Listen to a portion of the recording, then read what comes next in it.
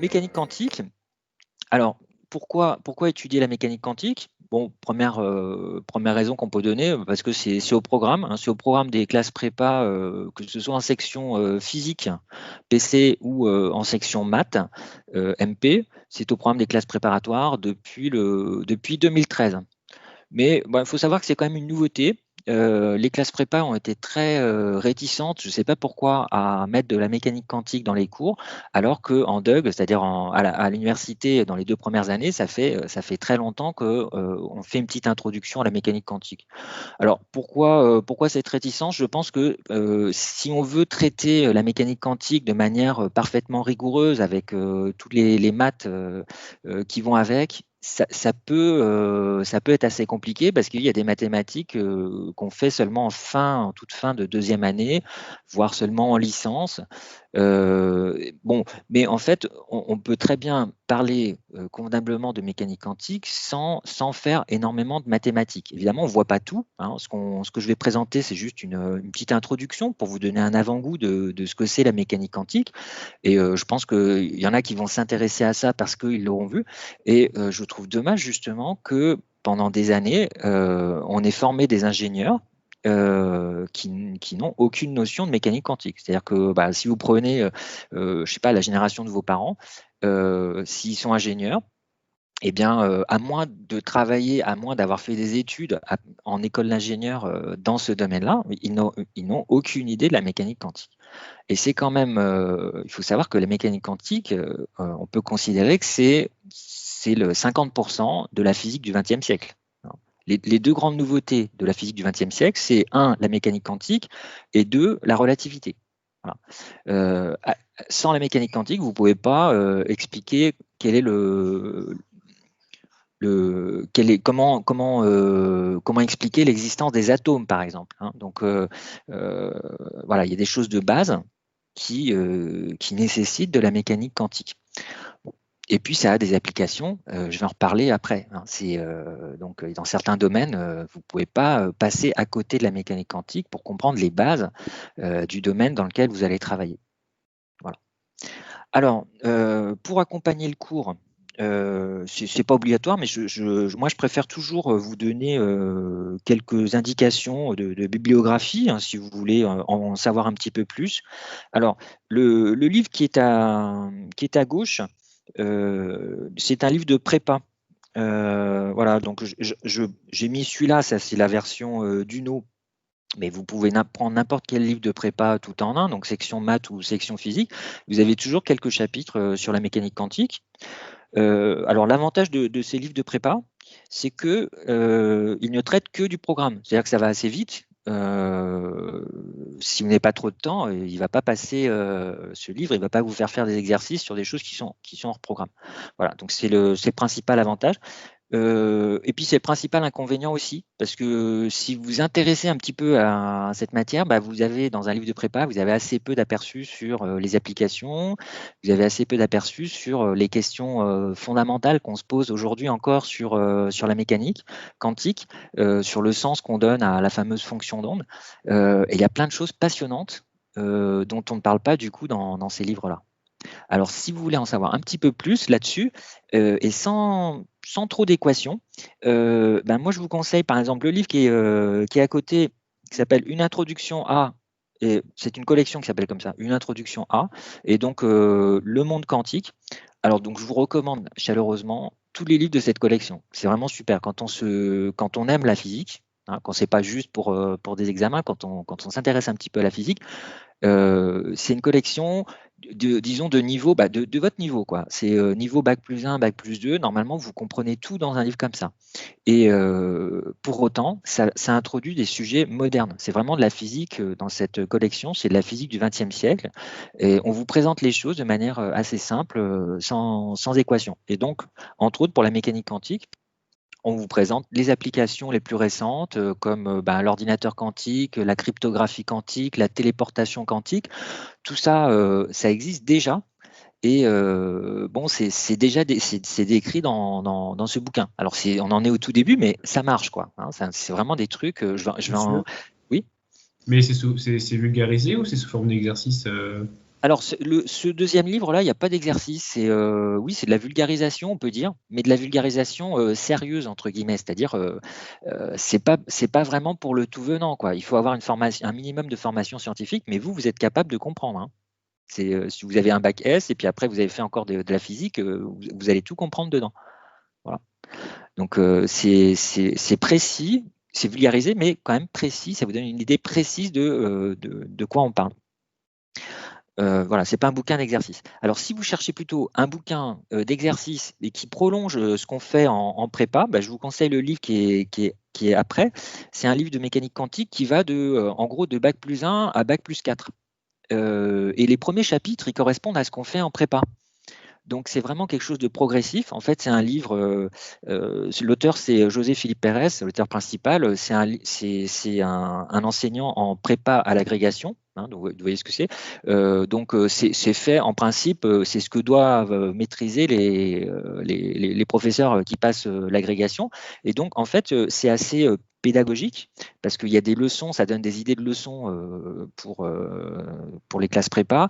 Et puis bon, bien sûr, ça va un petit peu plus loin que la classe prépa, mais c'est progressif. C'est-à-dire que quand vous en avez marre, vous pouvez vous arrêter, mais vous n'avez pas besoin, comme les chapitres sont assez indépendants les uns des autres, vous n'avez pas toujours besoin de lire, par exemple, si vous êtes intéressé par l'intrication quantique ou la téléportation quantique, vous pouvez aller directement à ce chapitre-là. Vous n'avez pas forcément besoin de lire tout le reste. Et il y a assez peu de mathématiques. Il y a toujours des comparaisons entre la physique classique et la physique quantique. Le centre du bouquin, disons, c'est le passage de la mécanique classique à la mécanique quantique. Quelle comparaison on peut faire. Voilà. Et puis, il y a un dernier bouquin qui n'est pas un bouquin de physique, donc qui est quantique, c'est une bande dessinée. Mais vraiment, je vous conseille cette bande dessinée. Si vous vous intéressez un petit peu au sujet, hein, j'espère que je vais vous intéresser au sujet.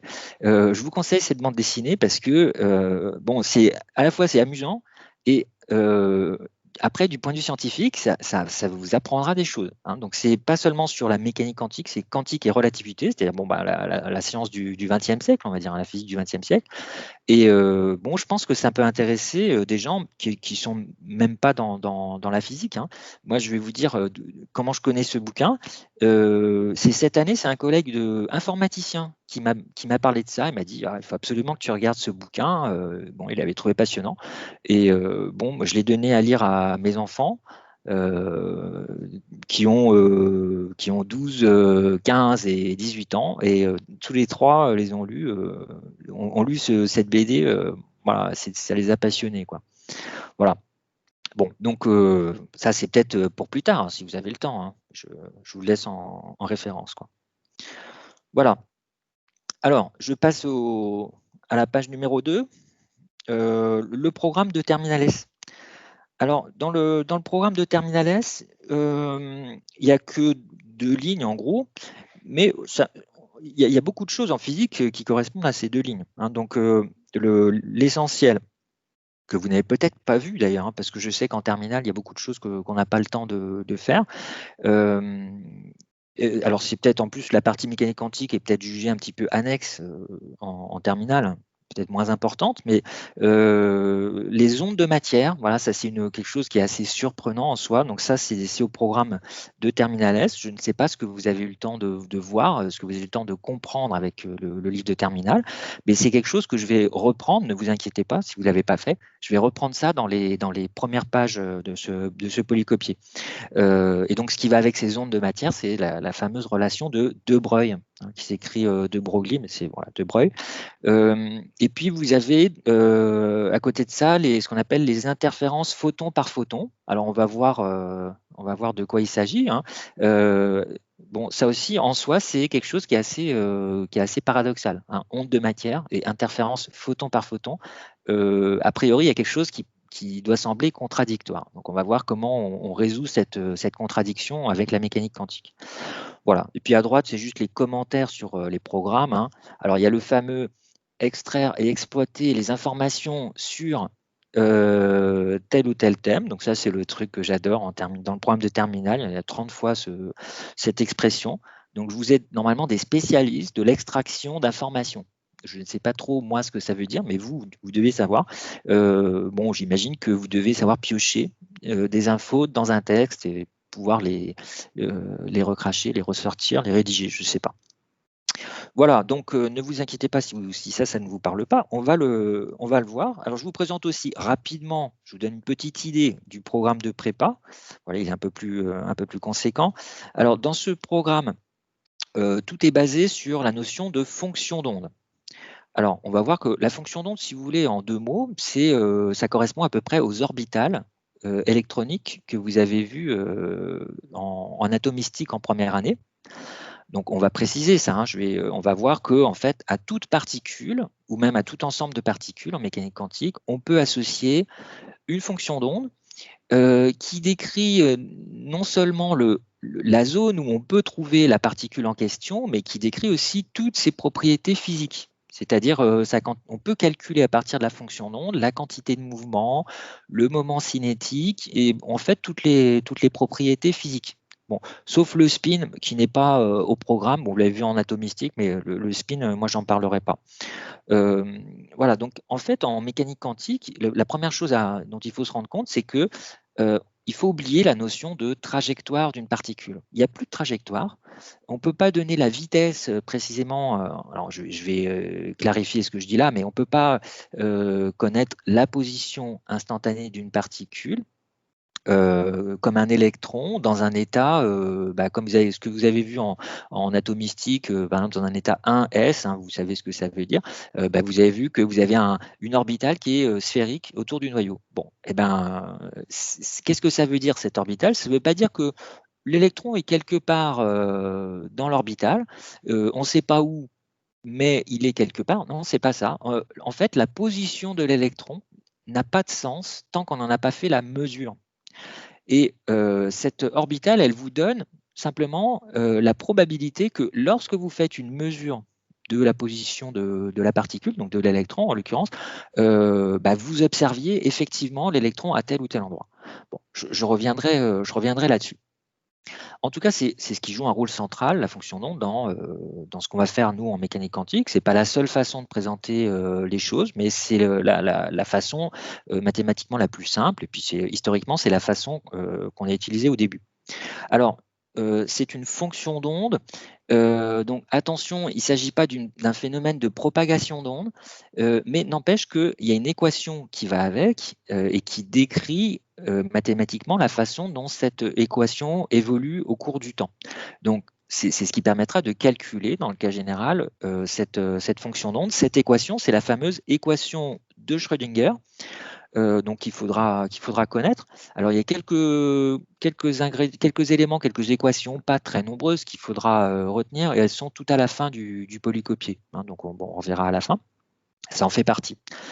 Alors cette équation de Schrödinger, on l'écrira, mais on ne va pas la résoudre dans le cas général parce que c'est assez compliqué dans le cas général, et on va s'intéresser uniquement à ce qu'on appelle les états stationnaires. Alors en gros, les états stationnaires, ça correspond aux états dans lesquels au cours du temps, la probabilité qu'une particule se manifeste à un endroit donné, c'est toujours la même chose. Voilà. Que vous fassiez une mesure à l'instant T ou une heure après, dans un état stationnaire, vous avez toujours la même probabilité d'observer une particule donnée à l'endroit où vous faites la mesure. Voilà. Bon, on peut dire aussi en mécanique quantique qu'un état stationnaire, c'est un état d'énergie bien défini. Bon, mais ça, peut-être, ça ne vous parle pas trop, parce que pourquoi l'énergie ne serait pas définie, hein? Donc, on va voir ça après. Alors, qu'est-ce qu'on fait avec cette équation de Schrödinger dans le programme? Eh bien, on va faire un petit peu l'équivalent de ce que vous avez fait en atomistique, c'est à savoir calculer des niveaux d'énergie. Par exemple, en atomistique, on vous a donné le résultat du calcul, par exemple, pour l'atome d'hydrogène. C'est le premier calcul qui a été fait historiquement en mécanique quantique. On peut calculer les niveaux d'énergie des électrons avec une précision fabuleuse. Il n'y a pas de domaine, je le dis au passage, il n'y a pas de domaine de la physique qui donne des résultats plus précis que les calculs de mécanique quantique. Donc, malgré tout ce que je vais dire après sur les problèmes fondamentaux de la mécanique quantique, il faut bien retenir que ça donne des résultats excellents. Il n'y a pas mieux actuellement que la mécanique quantique en termes de précision. On arrive à souvent 6 à 7 chiffres significatifs prévus par la théorie et vérifiés expérimentalement. C'est vraiment très, très précis. Donc, ça marche très bien. Alors, je reviens donc à ces niveaux d'énergie. On peut les calculer pour les électrons dans un atome. Alors, mathématiquement, malheureusement, c'est un petit peu compliqué parce que ça fait intervenir dans un atome. Vous avez bien sûr une répartition, une symétrie sphérique, une répartition sphérique des électrons, et donc ça fait intervenir des fonctions qu'on appelle les harmoniques sphériques.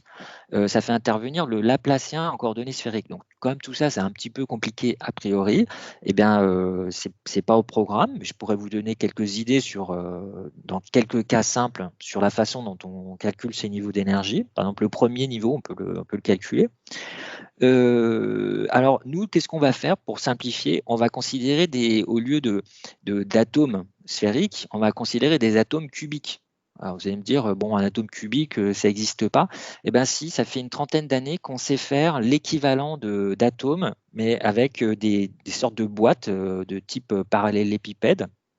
Et donc, en plus, ces boîtes, elles ont un intérêt.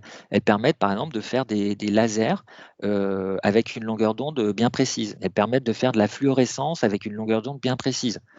Et donc ça, c'est utilisé, on l'utilise un petit peu tous les jours maintenant. Les lasers bleus, souvent, sont faits avec des boîtes quantiques. La fluorescence, elle sert en biologie pour faire des traceurs. Voilà, tout ça, ça a des applications. Voilà, donc il y a pas mal de choses qu'on peut dire là à partir de cette quantification de l'énergie. Donc on verra au passage que on verra ce que ça veut dire que un électron, par exemple, ne peut pas prendre n'importe quel niveau d'énergie, contrairement à la mécanique classique. On verra ce que ça signifie physiquement. Bon, il y a d'autres applications qui concernent l'effet tunnel. Alors ça, je le mettrais plutôt en TD, voilà, en exercice ou en annales de DS, on verra ça. Donc l'effet tunnel, vous avez peut-être déjà entendu parler de ça pour les microscopes à effet tunnel. Donc ça fait, c'est quoi, dans les années 80-90, on a commencé à voir les atomes individuellement. C'était la première fois grâce à des microscopes à effet tunnel. Et puis, il y a une application aussi qui est au programme, en principe, c'est la radioactivité alpha, qu'on peut expliquer à partir de l'effet tunnel. On peut expliquer aussi, dans le cadre de la chimie, des conformations de molécules. Donc, l'exemple qui est officiellement au programme, c'est la molécule NH3 qui peut se retourner. Hein, donc, ce qu'on appelle le double puits symétrique. Bon, mais ça, c'est franchement un détail. Voilà. Alors, petite introduction, donc à quoi ça sert la mécanique quantique? Alors c'est tellement vaste, hein, je vous disais, la physique du XXe siècle, c'était 1905, relativité restreinte, et puis la mécanique quantique, ça a commencé à peu près dans les années 20, et c'est les deux grandes révolutions de la physique au XXe siècle. Hein. C'est vraiment la nouveauté. À peu près tout ce que vous avez fait avant, tout ce que vous avez appris en prépa, c'est de la physique du 19e siècle ou encore avant. Bon. Alors, concrètement, si on s'intéresse, disons, aux applications, la mécanique quantique, ça a une application évidemment dans tout ce qui est ordinateur, parce que pour fabriquer un ordinateur, il faut avoir des microprocesseurs. Dans les microprocesseurs, vous trouvez de manière miniaturisée, vous trouvez des transistors, des diodes, et tout ça, ça utilise les semi-conducteurs. Et on ne peut pas comprendre l'utilisation des semi-conducteurs, c'est-à-dire l'utilisation d'un décalage, d'un gap, comme on dit, entre les bandes de valence et bandes de conduction, sans faire des calculs de mécanique quantique. En fait, c'est de la physique du solide. Donc, tout ce qu'on utilise là tous les jours en informatique, au départ, ça vient de la mécanique quantique. Ça aurait été impossible sans avoir compris, sans avoir mis en équation le comportement des électrons dans les semi-conducteurs. Voilà. Alors, bien sûr, la plupart des informaticiens n'ont pas besoin de ça. Notez quand même qu'au passage, il y a quand même une application qui va probablement dans les années qui viennent, qui va révolutionner l'informatique, c'est ce qu'on appelle l'informatique quantique. Alors, je reviendrai très rapidement à la fin. Bon, vous savez, vous avez déjà vu, vous avez déjà fait un cours d'atomistique, donc on vous a donné le résultat, bah, ces résultats, ils se démontrent.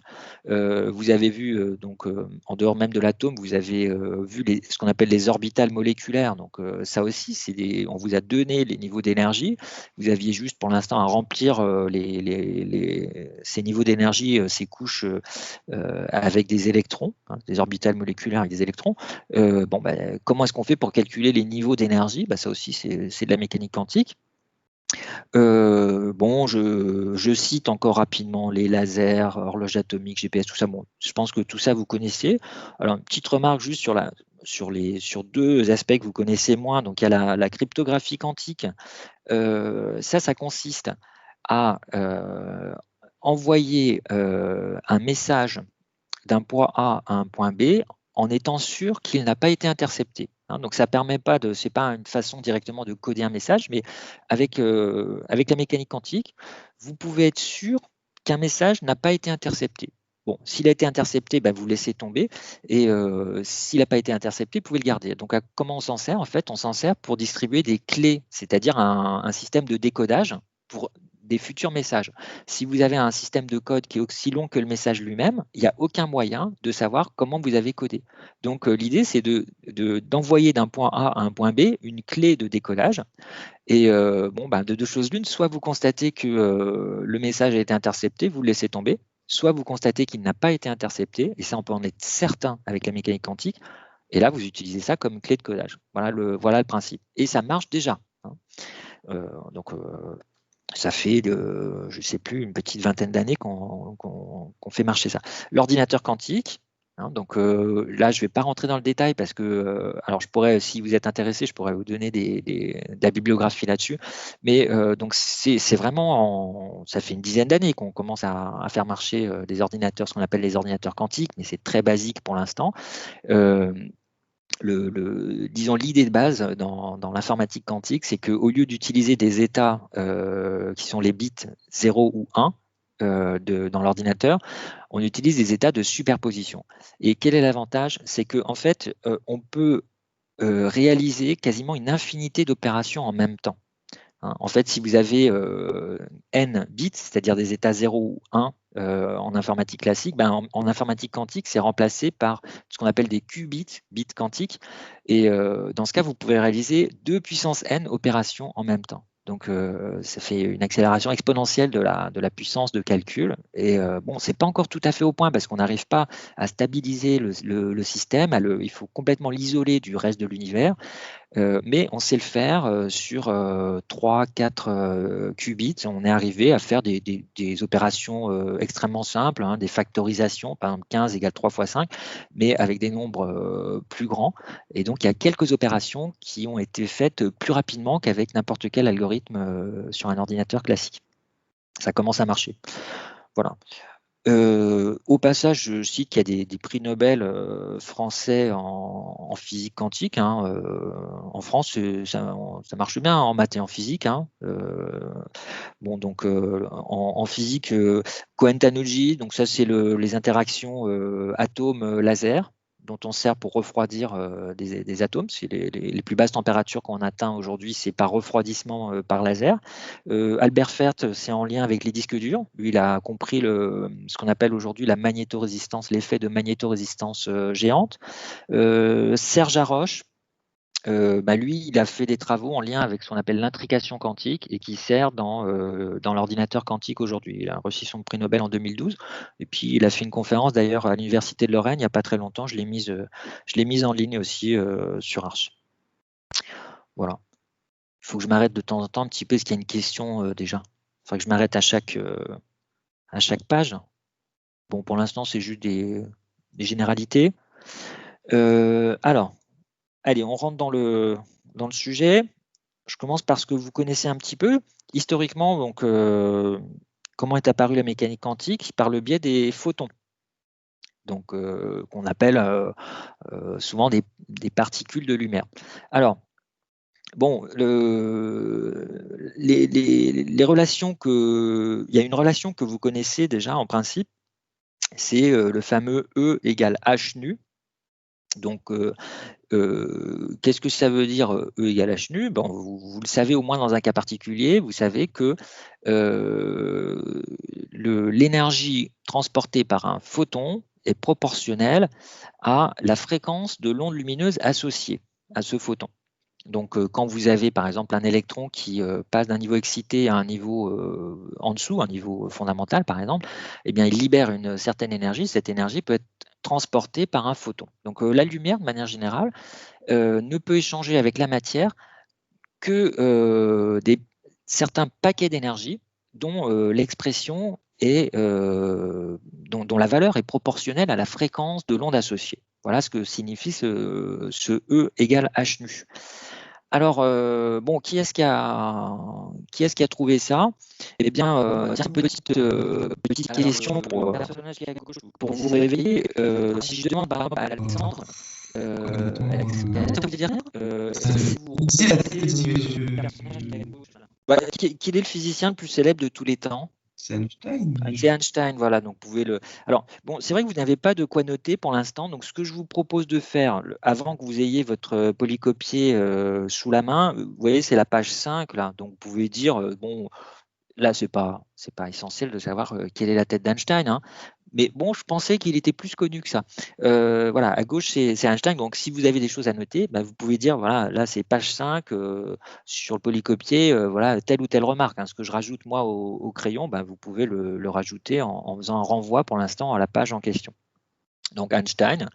Et puis, bon, Antoine, est-ce que vous avez une idée de qui peut être à droite, là?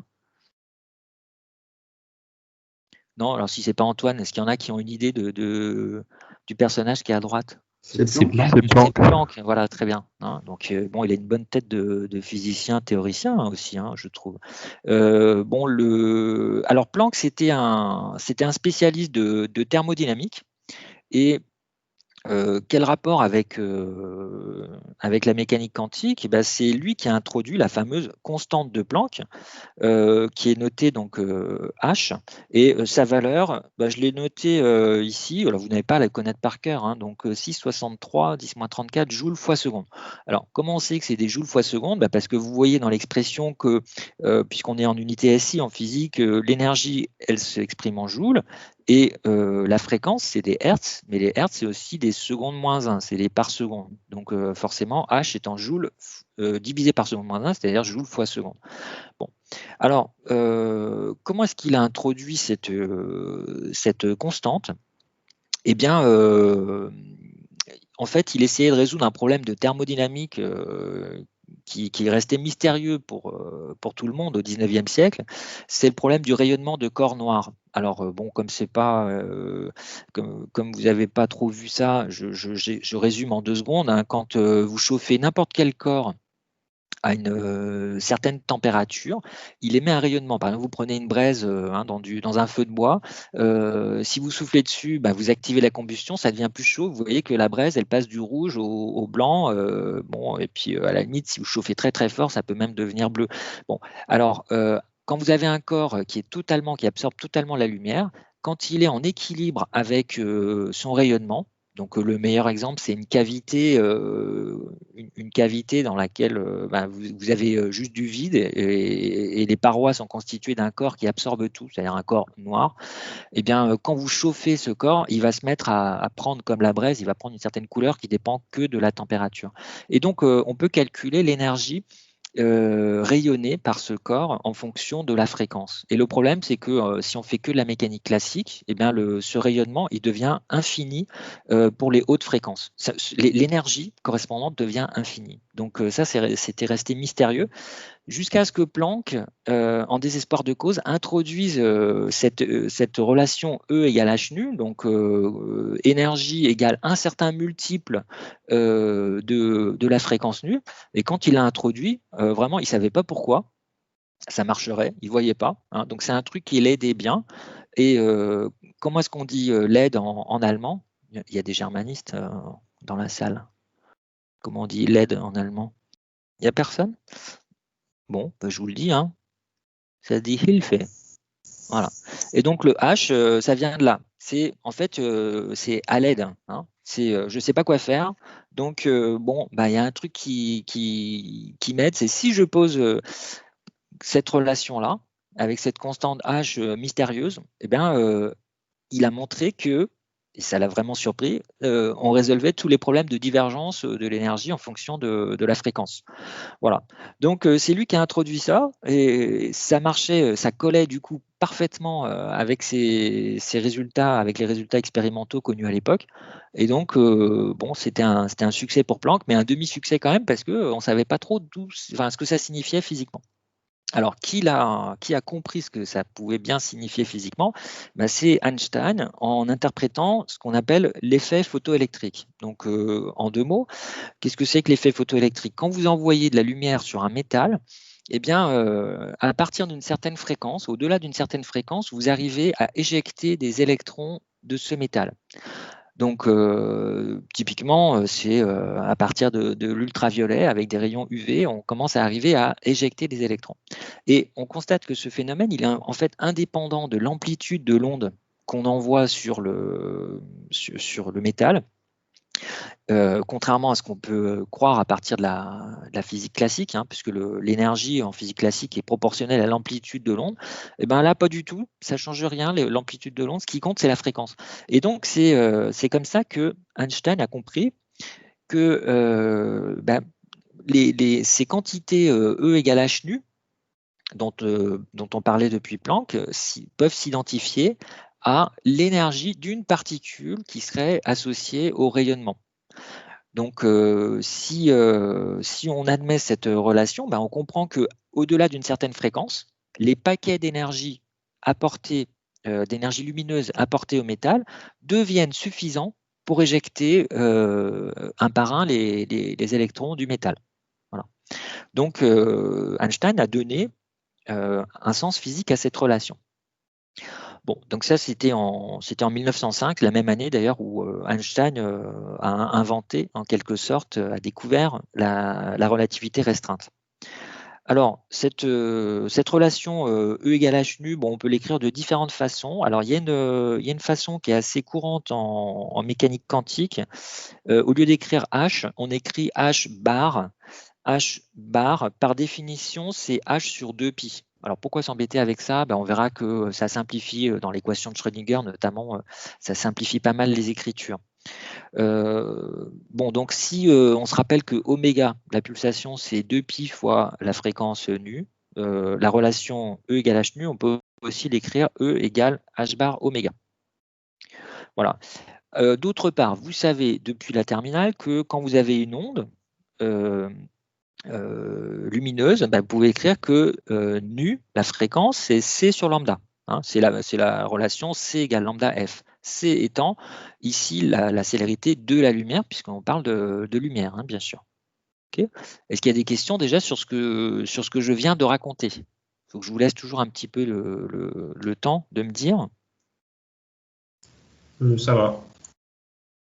Bon, alors, si ça va, bon, c'est bien, mais comme vous n'êtes pas tout seul, j'attends un petit peu. Il y a pas faut pas hésiter. Hein, je ne veux pas vous dire, ah, votre question, elle est nulle. Hein, il y a plein de choses qui ne sont pas forcément évidentes là-dedans. Bon, alors, cette relation, elle s'accompagne, cette relation E égale H nu, elle s'accompagne d'une autre qui est, alors que vous n'avez, je pense, pas vue, elle, qui est la quantité de mouvement associée à un photon. Donc, cette relation, c'est P égale H sur lambda. Voilà. Donc ça, il faudra le connaître, enfin, on va la revoir dans les exercices. Alors, comment ça se démontre ça? En fait, ça se démontre avec la relativité restreinte qu'on fera après. Mais donc maintenant, ben, on va admettre simplement cette relation, hein, si vous voulez. En deux mots, en relativité restreinte, on introduit, là, il y a un ingrédient essentiel, c'est ce qu'on appelle des quadrivecteurs. Et on peut montrer qu'on a deux quadrivecteurs qui sont proportionnels. Alors, qu'est-ce qu'on voit sur la formule E égale H nu? On voit que la dernière composante du quadrivecteur P E sur C, c'est un vecteur à 4 composantes, la dernière c'est E sur C, cette dernière composante elle est proportionnelle à la dernière composante du quadrivecteur de droite, K oméga sur C. Bon, or, si vous avez même à 3 dimensions, si vous avez 2 vecteurs à 3 composantes, et si dans n'importe quelle rotation, vous constatez que la troisième composante, elle reste toujours proportionnelle, la troisième composante de l'un des vecteurs reste toujours proportionnelle à la troisième composante de l'autre vecteur, et ben vous pouvez en déduire géométriquement qu'en fait ces deux vecteurs ils sont proportionnels. Bon, et ben il y a un raisonnement analogue en mécanique quantique, donc, enfin à 4 dimensions, et ce raisonnement il nous amène à conclure que ben, les deux premières parties, les vecteurs P et K, eux aussi ils sont proportionnels avec la même constante de proportionnalité. Bon, donc là, bien sûr, je suis allé sûrement un peu trop vite, mais c'est comme ça qu'on démontre la relation, en fait, P égale H bar K. Donc, je vous rappelle, H bar, c'est H sur 2pi. Hein.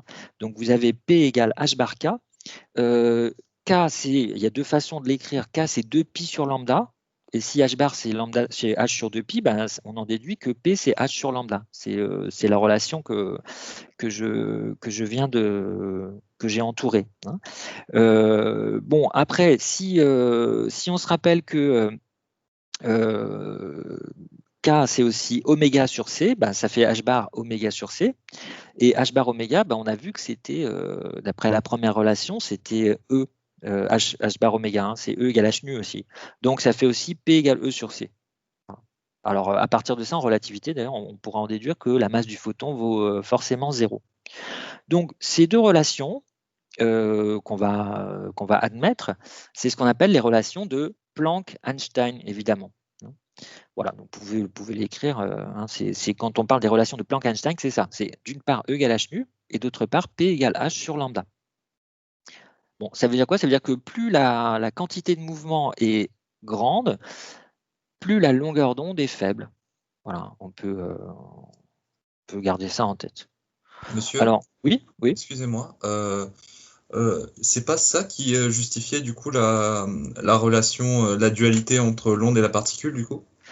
Oui, alors on va, je vais revenir là-dessus en détail. Hein. Donc, vous pourrez me reposer la question, mais en fait, les prochaines pages de ce polycopier parlent justement de ça. Donc, je ne vais pas tout de suite embrayer sur dualité onde corpuscule. On va le voir dans plusieurs exemples. Ok. Mais peut-être, mais c'est bien de poser la question. Hein. C'est effectivement tout ça, tout ça, c'est lié. Hein. Puisque en fait, quand on voit cette relation P égale H sur lambda, ben P c'est une quantité de mouvement, donc c'est quelque chose qui est associé effectivement à une particule, et lambda c'est associé à une onde. Donc dans cette relation-là, effectivement, vous voyez apparaître à la fois un aspect ondulatoire et un aspect corpusculaire, ce qui est assez curieux en soi. Alors cette relation d'ailleurs P égale H sur lambda, elle a été vérifiée expérimentalement en 1923 avec ce qu'on appelle l'effet Compton. Compton, c'est un physicien. Bon, il a montré que quand on envoie de la lumière, quand on envoie précisément des rayons X sur des électrons, eh bien, ces électrons ils peuvent être éjectés comme si la lumière était composée de particules ayant cette quantité de mouvement P égale H sur lambda. Ça a été vérifié expérimentalement. Donc, quand on a vérifié ça, là, tout le monde a été convaincu parmi les physiciens que oui, les photons existent vraiment. Hein, c'était le point final, parce qu'avant c'était discuté, quoi. Voilà. Alors pour que ça reste pas trop abstrait et pour vous réveiller aussi un petit peu, on peut faire un petit exercice de cours. En fait, si vous regardez sur Arch, il y a aussi, je le regarde en même temps que vous, sur Arch, il y a QCM de cours. Non, c'est pas ça, c'est pas QCM de cours, c'est exercice de base pour le cours. Donc vous regardez dans cours de mécanique quantique, et vous allez cliquer sur exercice de base pour le cours. Et on peut faire le premier. Bon, si vous ne l'avez pas, si vous avez un problème pour trouver le fichier, je vous pose la question directement. On prend un laser et on vous donne la longueur d'onde du laser. Donc voilà, moi je mets ça en remarque, enfin à côté, là où j'ai la place, mais vous ferez référence à la page 5. Et donc je dis que c'est un laser vert. Voilà, moi c'est ce que j'utilise, laser vert, parce que l'œil est plus sensible au vert. Donc 550 nanomètres. Et sur mon laser, en fait c'est le mien, il y a marqué puissance de sortie 1 milliwatt. Et la question que je pose, là, c'est le premier exercice de cours. Exercice de base pour le cours, distribué à la rentrée, donc je le distribuerai demain aussi. Je demande combien de photons sont émis chaque seconde par ce laser. Alors, vous regardez la page et vous vous posez la question. Dans 30 secondes, je demande à quelqu'un comment on calcule le nombre de photons émis chaque seconde par le laser. Donc, il faut se rappeler ce que c'est que la puissance, le lien puissance-énergie, c'est tout. Hein. Puis après, il faut appliquer la formule. Alors, je vais demander à Anne-Laure, que je ne connais pas encore, Anne-Laure Boyer. Est-ce que vous m'entendez? Oui. Oui. Alors, est-ce que vous avez déjà une idée ou est-ce que je vous aide un petit peu là pour le faire? Déjà, on sait que la relation avec la puissance, Oui. c'est égal à E égale P fois T. Voilà, c'est ça, hein, du moment que la puissance est constante. Donc, la puissance, c'est l'énergie divisée par le temps. OK. Et si j'ai n, je cherche le nombre de photons, mais mettons on l'appelle grand N. Donc, si j'ai grand N photons, l'énergie, c'est combien alors? Si chaque photon transporte, vous avez retenu, chaque photon transporte quelle énergie? Alors, je crois que j'ai perdu Anne-Laure. Je ne l'entends plus. Alors, je ne sais pas, ça marchait tout à l'heure. Bon, alors je vais passer à Anne. Anne Salvant? Oui. Alors, quelle est l'énergie transportée par n photons associée à une onde de fréquence nu?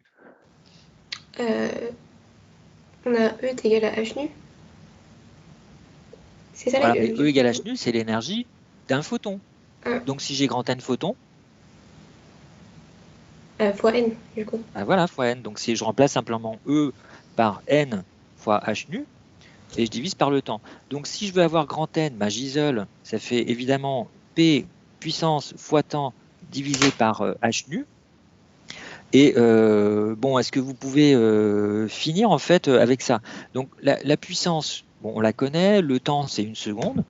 Qu'est-ce qu'on n'a pas dans... Bon, H, on le connaît, c'est dans la feuille. Qu'est-ce qu'on n'a pas, Anne, dans cette formule comme donnée? Anne, vous êtes encore là? Bon, alors je vais passer à Arnaud Véron. Comment est-ce qu'on fait pour calculer nu?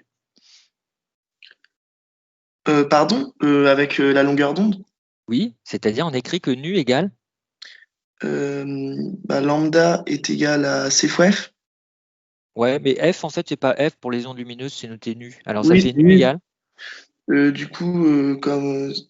Comme lambda est égal à C nu, nu est égal à lambda sur C, donc c'est 550 fois 10 puissance moins 9. Nu, c'est lambda sur C, vous dites, c'est ça? Écrivez-le à côté de vous. Vous êtes sûr que c'est nu égale lambda sur C? C'est-à-dire plus nu augmente, plus la fréquence augmente, plus la longueur d'onde augmente, c'est ça? Pardon? Est-ce que vous êtes sûr de la formule nu égale lambda sur C? C'est ça ma question. Du coup, si vous demandez, c'est que c'est non. Bon, mais vous pouvez l'écrire à côté. Hein, mais en tout cas, ça fait nu égale C sur lambda.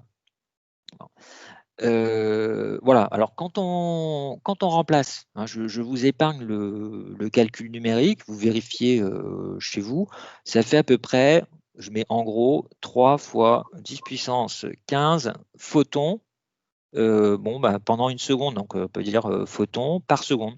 Voilà, j'ai un paquet de photons qui sortent du laser chaque seconde, donc 10 puissance 15, 1 milliard c'est 10 puissance 9, donc vous voyez 10 puissance 15. Hein, donc ça explique un petit peu pourquoi on ne voit pas tous les jours l'aspect mécanique quantique dans les expériences usuelles. Voilà. Mais on peut voir, n'empêche, la mécanique quantique, les effets de la mécanique quantique au niveau macroscopique. Hein. Attention, il ne faut pas se dire, parce que j'ai dit ça, il ne faut pas se dire que la mécanique quantique, c'est réservé aux tout petits objets. Par exemple, si vous voulez expliquer pourquoi une mine de crayon en graphite est conducteur de l'électricité, vous êtes obligé, le crayon c'est macroscopique, mais vous êtes obligé pour expliquer ça, de faire de la mécanique quantique. Voilà.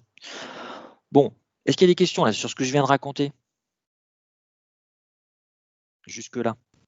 Oui, pourquoi vous avez dit que du coup on ne peut pas voir les applications de la mécanique quantique tous les jours? Je n'ai pas trop compris avec le lien avec les photons. Là, on a 10 puissance 15 photons, donc on a un nombre tellement énorme de photons que on comprend qu'on ne les voit pas un par un.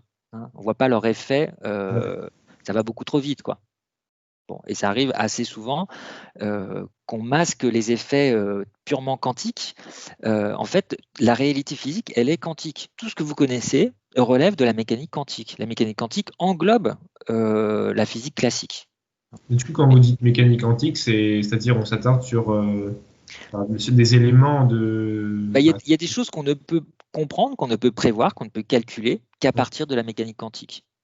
Mais il ne faut pas se dire a priori, la mécanique quantique, ça concerne juste les atomes parce qu'ils sont suffisamment petits. Il y a des effets macroscopiques de la mécanique quantique. Par exemple, les aimants, on ne peut pas comprendre le fonctionnement d'un aimant macroscopique sans la mécanique quantique. Ça ne marche pas. Hein. Voilà, donc je dis ça au passage. Bon, voilà, alors, relation donc de Planck-Einstein qu'il faut connaître.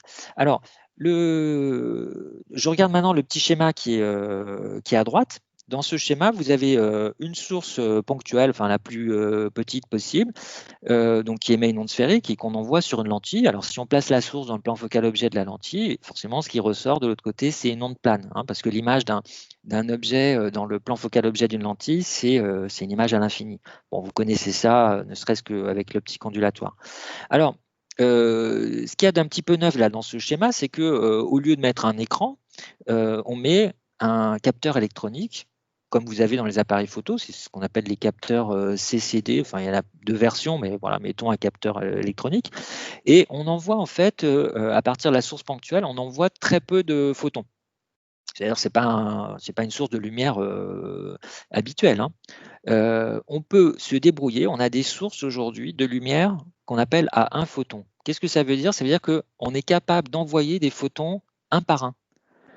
Et on peut s'en assurer. Hein. C'est-à-dire que vous avez par exemple hein, ce qu'on appelle des centres colorés dans les cristaux. On peut envoyer une impulsion et avec cette impulsion, on peut être sûr qu'il y aura un seul photon qui sera éjecté, enfin qui sera créé en même temps. Bon, et alors qu'est-ce qu'on voit quand on place son capteur électronique là, au niveau de l'onde plane? Eh bien, on voit ce qui apparaît à droite. Hein. Donc, qu'est-ce qu'on constate? On constate qu'on peut détecter effectivement des photons qui arrivent un par un. Donc, vous avez des petits points comme ça qui arrivent sur ce capteur.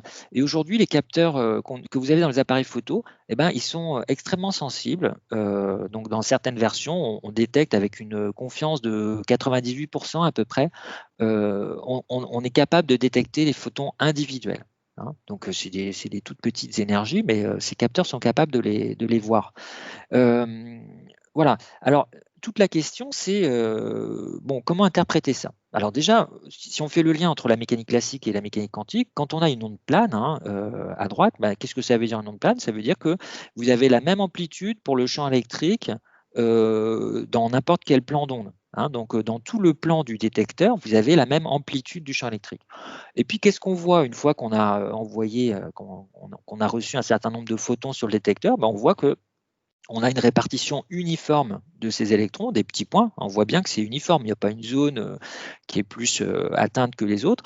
Bon, on va retenir que à une onde plane en mécanique classique, c'est-à-dire un champ électrique uniforme, correspond à une répartition uniforme de la lumière, mais quand même sous forme de corpuscules, de petits grains. Hein. Donc aujourd'hui, on est capable de voir directement ces photons arriver un par un. Hein. Donc ce n'était pas du tout le cas à l'époque bien sûr de Planck et de Einstein. Hein. Sinon, ils seraient allés plus vite au but. Bon. Alors, le truc encore plus intéressant que ça, c'est que on pourrait se dire à partir de cette expérience, je prends par exemple le cas d'un photon qui est arrivé là sur l'écran, c'est-à-dire à cette hauteur-là sur l'écran, on l'a détecté ici, mettons. On pourrait se dire, ce photon, si je l'avais suivi juste après son émission, il serait arrivé probablement comme ça. Puisque c'est une onde plane, on sait tracer les rayons dans ce cas-là. Hein, si la source est dans le plan focal objet, on sait ce qui se passe. Donc on peut se dire, tiens, voilà la trajectoire du photon entre la source et sa détection sur l'écran. Voilà. C'est ce qui apparaît naturel. Et en fait, on va voir dans les pages suivantes que cette idée-là, elle est complètement fausse. En réalité, et c'est très surprenant, le photon n'a pas d'existence et n'a pas de trajectoire tant qu'il n'est pas arrivé sur l'écran. On ne peut pas dire où il est. Et c'est pas, quand je dis on ne peut pas dire, ce n'est pas un problème technique, c'est que sa position, sa hauteur, si vous voulez, dans l'onde plane, n'a pas de sens. Sa hauteur n'existe pas. Sa position n'existe pas. Elle n'apparaît, elle n'est définie, sa position, qu'au moment où on fait la mesure, c'est-à-dire où le photon apparaît sur le capteur électronique. Monsieur? Oui. En fait, du coup, je comprends pas trop ce que vous dites. Il n'a pas de trajectoire, mais s'il arrive sur l'écran, c'est bien qu'il est passé quelque part, donc. Alors, effectivement, c'est le raisonnement qu'on a en physique classique. Et donc, l'objet des pages là qui suivent, c'est de vous montrer que ce raisonnement qui est tout à fait raisonnable, en fait, il est faux. Et on va voir, alors on ne va pas complètement dissiper le mystère parce qu'il y a là-dedans, de manière générale, dans ce qu'on appelle la mesure en mécanique quantique, il y a encore une partie qui n'est pas comprise actuellement. Hein. Alors, ça ne veut pas dire que la mécanique quantique est fausse, ça veut dire qu'on n'arrive pas à réaliser ce que ça. Enfin, on n'arrive pas à l'imaginer, ce qui se passe. Hein. Mais vous allez voir que la description de la mécanique quantique, en tout cas, permet de faire tous les calculs. Après, est-ce qu'on arrive à se l'imaginer? Non, en fait. C'est un truc de fou. C'est une histoire de fou. En fait, si vous comprenez parfaitement ce qui se passe dans les pages qui viennent, là, c'est que vous n'avez peut-être pas compris ce que je suis en train de dire. Hein. Il y a des choses qui restent très surprenantes qu'on n'arrive pas à se représenter physiquement. Et donc, je vais vous montrer dans les pages suivantes que en fait, la trajectoire n'a vraiment pas de sens. Voilà. Alors, donc je passe justement aux interférences parce que… Monsieur, oui. mais du coup, c'est impossible de savoir où il est. Genre, Oui. Alors, et comment vous allez c'est voir possible de justement… savoir, Vous allez voir ce que je veux dire par là. Hein. Je n'ai pas fini d'en parler. Justement, pour mettre le doigt sur ce problème-là, je rappelle rapidement les interférences que vous avez fait en optique ondulatoire. Pourquoi je parle de ça? Parce que dans le cas des interférences, vous avez deux chemins possibles. Bon, vous avez fait ce qu'on appelle les interférences à deux ondes, ça c'est au programme, ou peut-être même à n ondes. Mais donc, interférence à deux ondes, vous avez deux chemins possibles. Donc là, on peut vraiment se poser la question, s'il n'y a que deux chemins possibles, par où est passée la particule, en l'occurrence le photon. Est-ce que, dans quelle mesure on peut savoir où est passé le photon? Si je dis qu'il n'a pas de trajectoire, qu'est-ce que ça veut dire? Alors, d'abord, je rappelle quelques bases là, d'interférence lumineuse. Bon, je pense que ça ne vous fait pas trop peur, là, ce que je vais raconter. Les fentes Young, bon, je ne vais pas décrire. Hein. Tout le monde connaît le principe des fentes Young. Vous avez deux trous A et B, et puis vous avez une source qu'on suppose ponctuelle, et on sait bien que ça fait des interférences que vous savez calculer, vous savez même calculer l'interfrange. Bon, pour ça, qu'est-ce qu'on fait? Je vous rappelle. Le principe de base, c'est de calculer, c'est le principe de base, physique classique, encore, c'est de dire, bon, vous avez une onde dont on a pris une partie en A et une autre partie en B, donc vous avez deux sources secondaires A et B, et les ondelettes émises par A et B vont se superposer au point P. Pour savoir si j'ai de la lumière au point P, qu'est-ce que je fais? Je dois calculer d'abord le champ électrique total dû à la contribution de l'onde qui est passée par A et à la contribution de l'onde qui est passée par B, donc aux deux ondelettes. Je fais leur somme et ensuite je prends le module carré du champ électrique total et ce module carré, il est proportionnel à l'intensité lumineuse. Bon. Alors après, où est-ce qu'on voit la lumière ou pas? C'est juste de la géométrie, ça dépend du système interférentiel. La formule qui permet de savoir du coup quelle est la quantité de lumière que j'ai au point P en fonction de la différence de chemin entre S et P pour les deux ondes, c'est la formule dite de Fresnel, et que j'ai écrite ici dans le cas où les deux ondes passant par A et B, les deux ondelettes ont la même intensité. Bon, c'est une formule que vous connaissez bien. Ici, delta phi, c'est bien sûr le déphasage entre les deux ondes qui arrivent au point P. Bon. Donc ça, c'est un petit rappel de l'interprétation classique. Alors, Deuxième montage que vous avez vu, en tout cas à Nancy, peut-être aussi à La Réunion, c'est le montage dit du biprisme de Fresnel. Donc là, je fais arriver cette fois une onde plane sur un ensemble de 2 prismes qui sont accolés par leur base. Et donc vous avez la partie de l'onde qui est au-dessus, qui est déviée vers le bas, et puis la partie de l'onde qui est passée par le prisme du bas qui est déviée vers le haut. Et du coup, en n'importe quel point du losange qui est indiqué sur la droite, vous avez une superposition d'une partie de l'onde passant par le haut et d'une partie de l'onde passant par le bas. Et donc, vous avez aussi les interférences. Alors, dans un cas comme dans l'autre, bon, il faut savoir retrouver la position des franges d'interférence, la valeur de l'interfrange. Bon, bah, ça, vous avez d'ailleurs encore un devoir commun où vous pourriez avoir ce genre de truc. Bon, je ne reviens pas là-dessus, mais vous connaissez. Mais là encore, on peut se dire, bon, bah, si on parle de photons, par où passe le photon? Le photon, il passe, on peut se dire, il passe forcément soit par le haut, soit par le bas. Il passe soit par le trou petit a, soit par le trou petit b. Et puis pour le biprisme de Fresnel, bah, il passe soit par le prisme du haut, soit par le prisme du bas. Voilà. Donc la question, c'est qu'est-ce qui se passerait, puisque ça c'est bien connu, c'est bien compris, disons, en mécanique classique. La question, c'est si on fait l'équivalent de ce dont j'ai parlé tout à l'heure, c'est-à-dire une expérience où on envoie des photons un par un, où on détecte des photons un par un sur un écran, dans le champ d'interférence, eh bien, qu'est-ce qu'on voit? Alors, ce que l'on voit, je le montre ici. Voilà. Alors, les petites images que j'ai mises là, c'est des images du bouquin de la BD Quantix. Hein. Bon, je fais de la pub, j'ai pas d'action dans Quantix, hein, mais je trouvais que c'était pas mal. Donc, c'est des expériences dites à photons uniques. Donc, les photons arrivent un par un sur l'écran, le capteur CCD. Alors là, j'ai représenté le biprisme de Fresnel parce que c'est le premier système qu'on a utilisé pour observer des interférences à un photon. Donc je reprends ce truc-là. Alors qu'est-ce qu'on constate en fait quand on s'assure que les photons arrivent un par un sur la caméra? Eh ben, on constate qu'au début les photons ils ont l'air d'arriver un petit peu au hasard. Et par contre, plus on envoie de photons, plus on se rapproche. Quand on garde en mémoire la position des photons qui arrivent sur le capteur, plus on se rapproche des franges d'interférence. Voilà. Alors ça, c'est un truc, quand on y réfléchit un petit peu, c'est un truc vraiment extraordinaire. Pourquoi c'est extraordinaire? Parce que dire qu'on a des franges d'interférence, dire qu'on a des interférences, a priori, ça veut dire que ça ne s'explique de manière simple que si vous avez forcément une partie une onde qui est passée par un chemin, par le prisme du haut par exemple, et une onde qui est passée par le prisme du bas.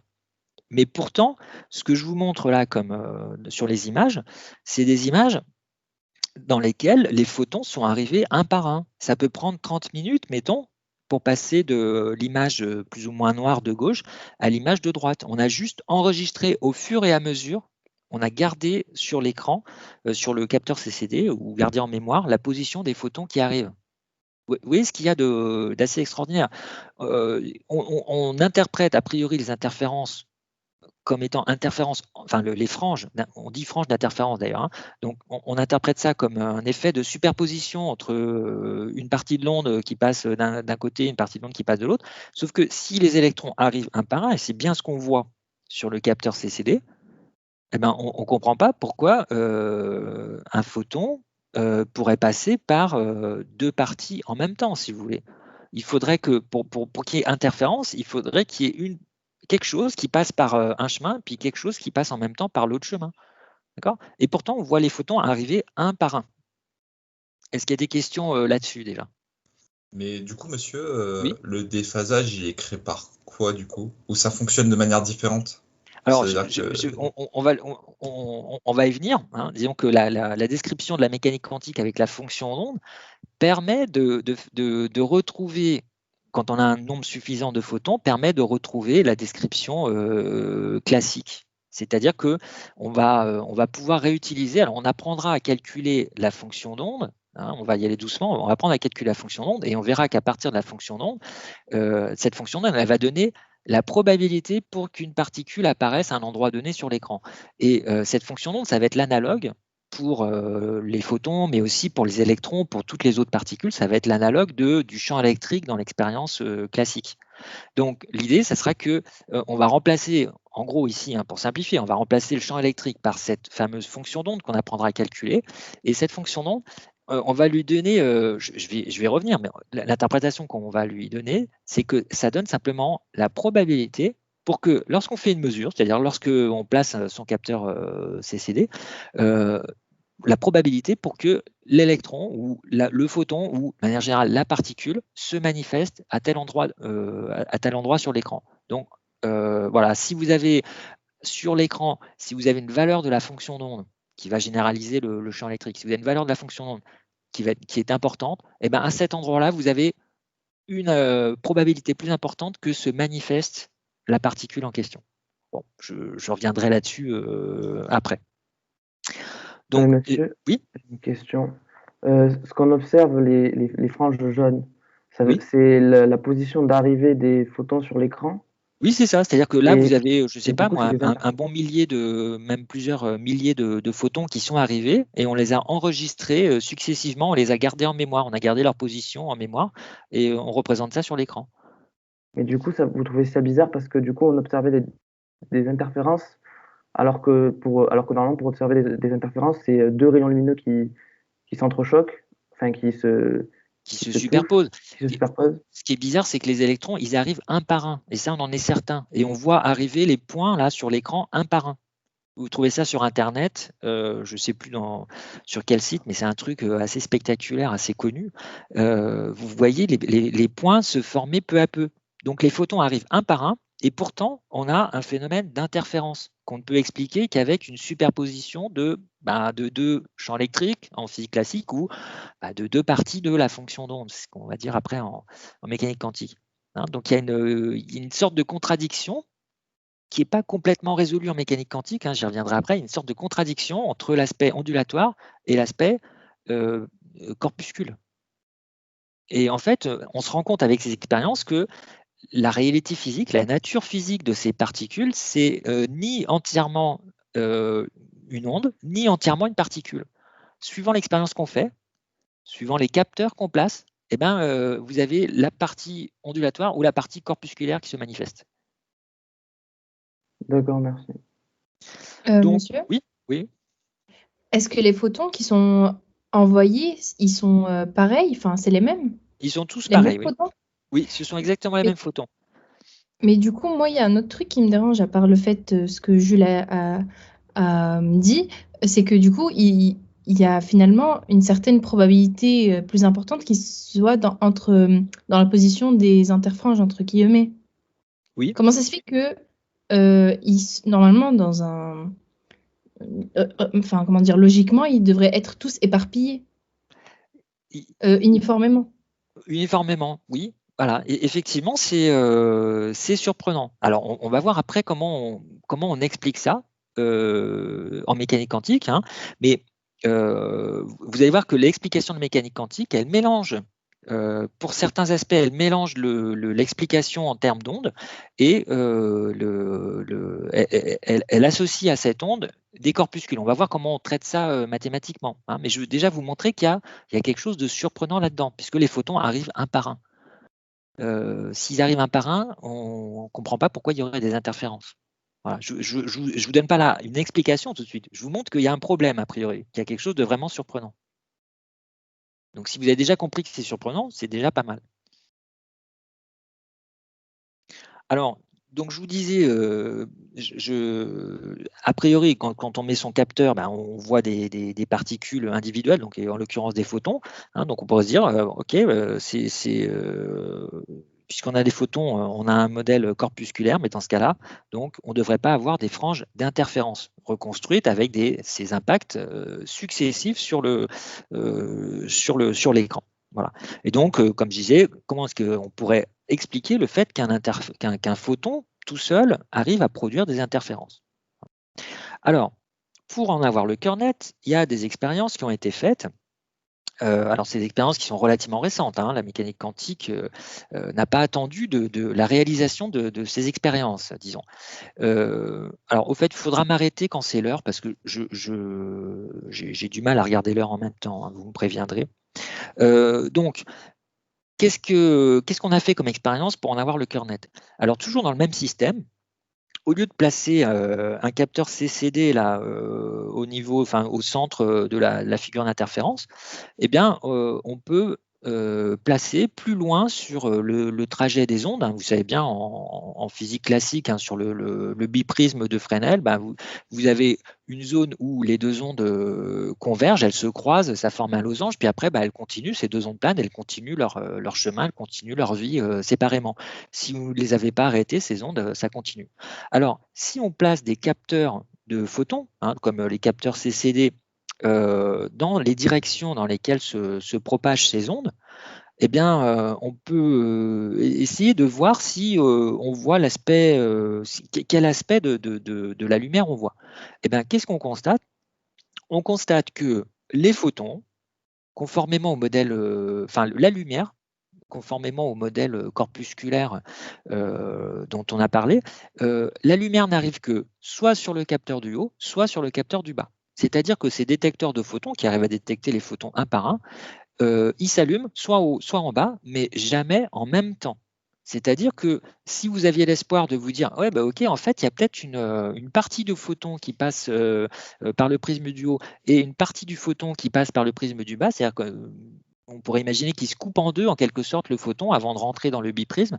Eh bien non, c'est loupé parce que quand on place les capteurs derrière, eh ben, c'est soit le capteur du haut qui s'allume, soit le capteur du bas, mais jamais les deux en même temps, hein. Donc ça, c'est facile à faire en électronique. On place un détecteur de non-coïncidence, qui est noté NC ici, et donc c'est jamais les deux en même temps.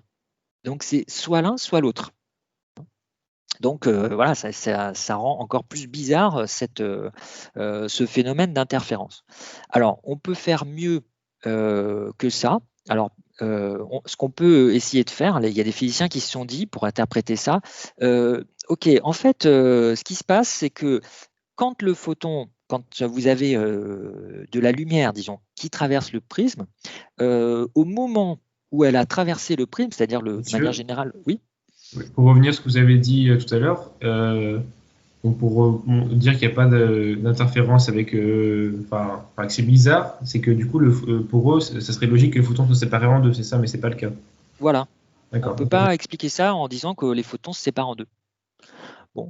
Alors, donc, il y a des physiciens qui se sont dit, c'est peut-être tiré par les cheveux, mais la lumière, une fois qu'elle a traversé le dispositif séparateur, que ce soit les fentes Young ou le biprisme de Fresnel, c'est-à-dire une fois qu'elle est arrivée à droite, là, hein, dans la zone que je représente en vert ici sur le schéma, elle peut se rendre compte qu'on attend d'elle. Si on place un écran dans la figure d'interférence, alors l'onde qui n'est pas encore arrivée sur l'écran, lorsqu'elle voit cet écran, bon, reste à expliquer pourquoi, elle est capable de dire qu'on attend d'elle des interférences.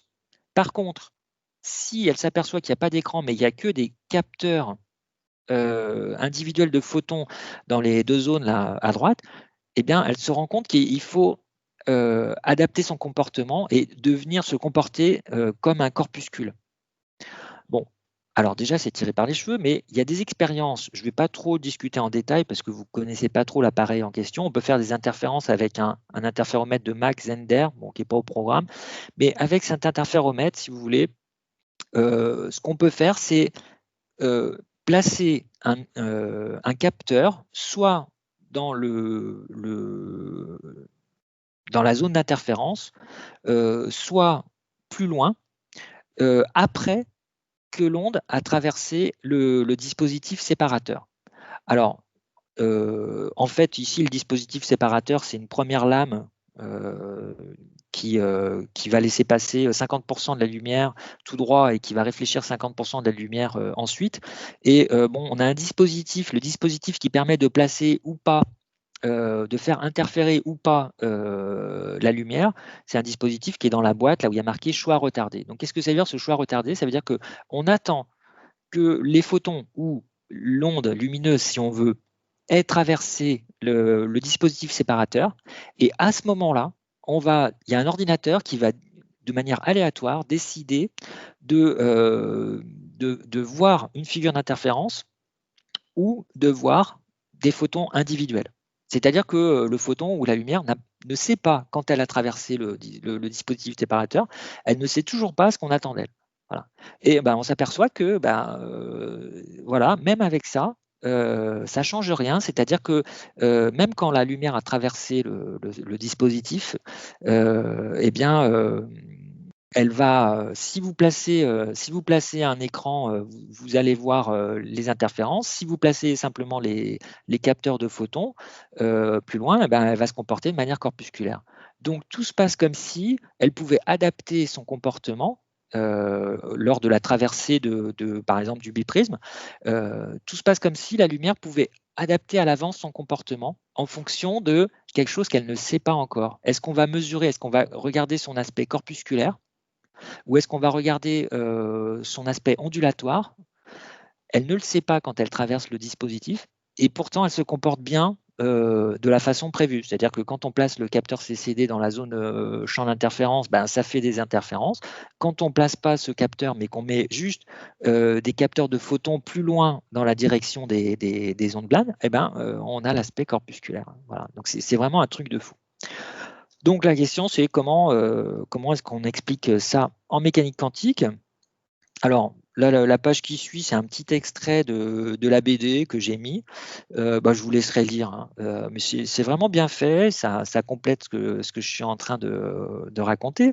Et donc, voilà, je viens maintenant au modèle reconnu actuellement de la mécanique quantique. Hein. Comment est-ce qu'on fait? De quoi on part en mécanique quantique pour interpréter ce genre d'expérience?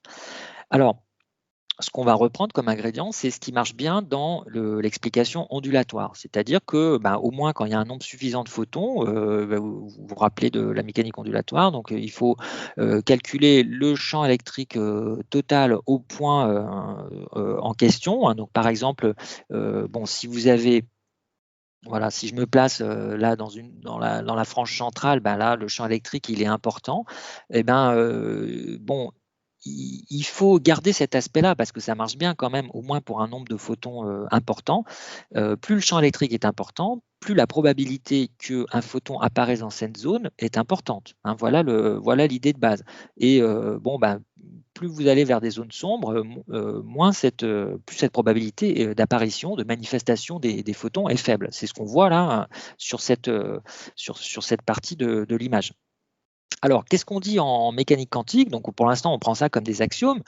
Je vais introduire donc ce qu'on appelle la fonction d'onde, et puis dans les pages qui suivent, on va voir ensemble comment calculer cette fonction d'onde qui donne toutes les infos sur les particules en mécanique quantique. Alors, la première chose, c'est qu'on va donc admettre qu'à toute particule, donc pour l'instant on parle de photons, mais on va voir juste après qu'on peut généraliser ça à d'autres particules, à toute particule comme un photon, on peut associer une fonction d'onde. Alors, qu'est-ce que c'est que cette fonction d'onde? Eh bien, c'est une fonction à valeur complexe. On va voir qu'on ne peut pas faire autrement. Hein. C'est une fonction qui est définie en tout point de l'espace. C'est-à-dire que c'est un petit peu comme un champ. Vous connaissez les champs électriques. Un champ électrique, c'est défini en tout point de l'espace. En tout point de l'espace, vous avez un certain vecteur champ électrique. Eh bien, dans une fonction d'onde, c'est un peu la même chose, mais c'est un champ, ce qu'on appelle un champ scalaire. Alors, ça veut dire tout bêtement qu'en tout point de l'espace, on associe un nombre complexe, en fait. Et donc, cet ensemble de nombres complexes dans l'espace, c'est ça qui décrit l'état de la particule en question à l'instant donné. Cette fonction d'onde, elle évolue dans le temps en tout point de l'espace. Voilà. Alors, ça peut sembler pour l'instant assez abstrait. Il faut patienter un petit peu pour voir comment on s'en sert. Alors, on va admettre, pour retrouver les résultats qu'on a obtenus dans le cas de l'explication classique des interférences, on va admettre que la probabilité qu'une particule, de manière générale, se manifeste à un endroit donné est proportionnelle, alors non pas au carré du champ électrique, parce que ça, c'est réservé aux photons, et puis, c'est pas généralisable, mais est proportionnelle au module carré de cette fonction d'onde. Alors pourquoi je dis module carré? Parce que c'est une fonction à valeur complexe, donc il faut bien prendre son module. Hein. Donc je calcule, l'idée c'est, quand on saura calculer la fonction d'onde, on va calculer la partie de la fonction d'onde, la valeur de la fonction d'onde en un point de l'écran, due à l'onde passant par l'un des deux prismes. On va calculer la valeur de cette même fonction d'onde au même point de l'écran, due à l'onde passant par l'autre partie, par l'autre prisme. On fait la somme de ces deux valeurs complexes de la fonction d'onde, on prend le module carré, et là seulement, on peut dire la probabilité qu'un photon se manifeste, c'est-à-dire apparaisse, c'est-à-dire soit détecté lorsque je place le détecteur, soit détecté à cet endroit-là, cette probabilité, elle est proportionnelle au module carré de la fonction d'onde. Alors, je n'ai pas encore tout expliqué, parce qu'il faut après, il faut se dire comment est-ce qu'on fait pour calculer cette fonction d'onde. Hein. Donc, on va voir ça peu à peu. Alors, ce qu'on admet en plus, c'est que cette fonction d'onde, elle décrit tout ce qu'on peut savoir de la particule en question. Donc ici, du photon. Hein. Donc, dans la fonction d'onde, mathématiquement, dans ce champ scalaire, on doit trouver, je vais vous l'expliquer après comment, on doit pouvoir tirer des valeurs en tout point de l'espace de cette fonction d'onde, on doit pouvoir tirer toutes les propriétés physiques de l'objet en question. Donc, si c'est un électron, parce qu'on va bientôt on va parler de ça pour les électrons, je vais pouvoir tirer sa quantité de mouvement, son moment cinétique, toutes les propriétés physiques que vous pouvez inventer, elles sont en fait contenues dans la fonction d'onde. Reste à voir comment on extrait mathématiquement ces quantités de la fonction d'onde.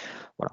Et donc, je redis sur la dernière ligne, là, ce que je viens de dire avant. Hein. Si je veux savoir quelle est la valeur de la fonction d'onde d'un point, je fais la somme des fonctions d'onde dues à chacun des chemins possibles, et puis je prends ensuite le module carré, et ça y est, j'ai juste la probabilité qu'une particule apparaisse à cet endroit-là au moment où je fais la mesure.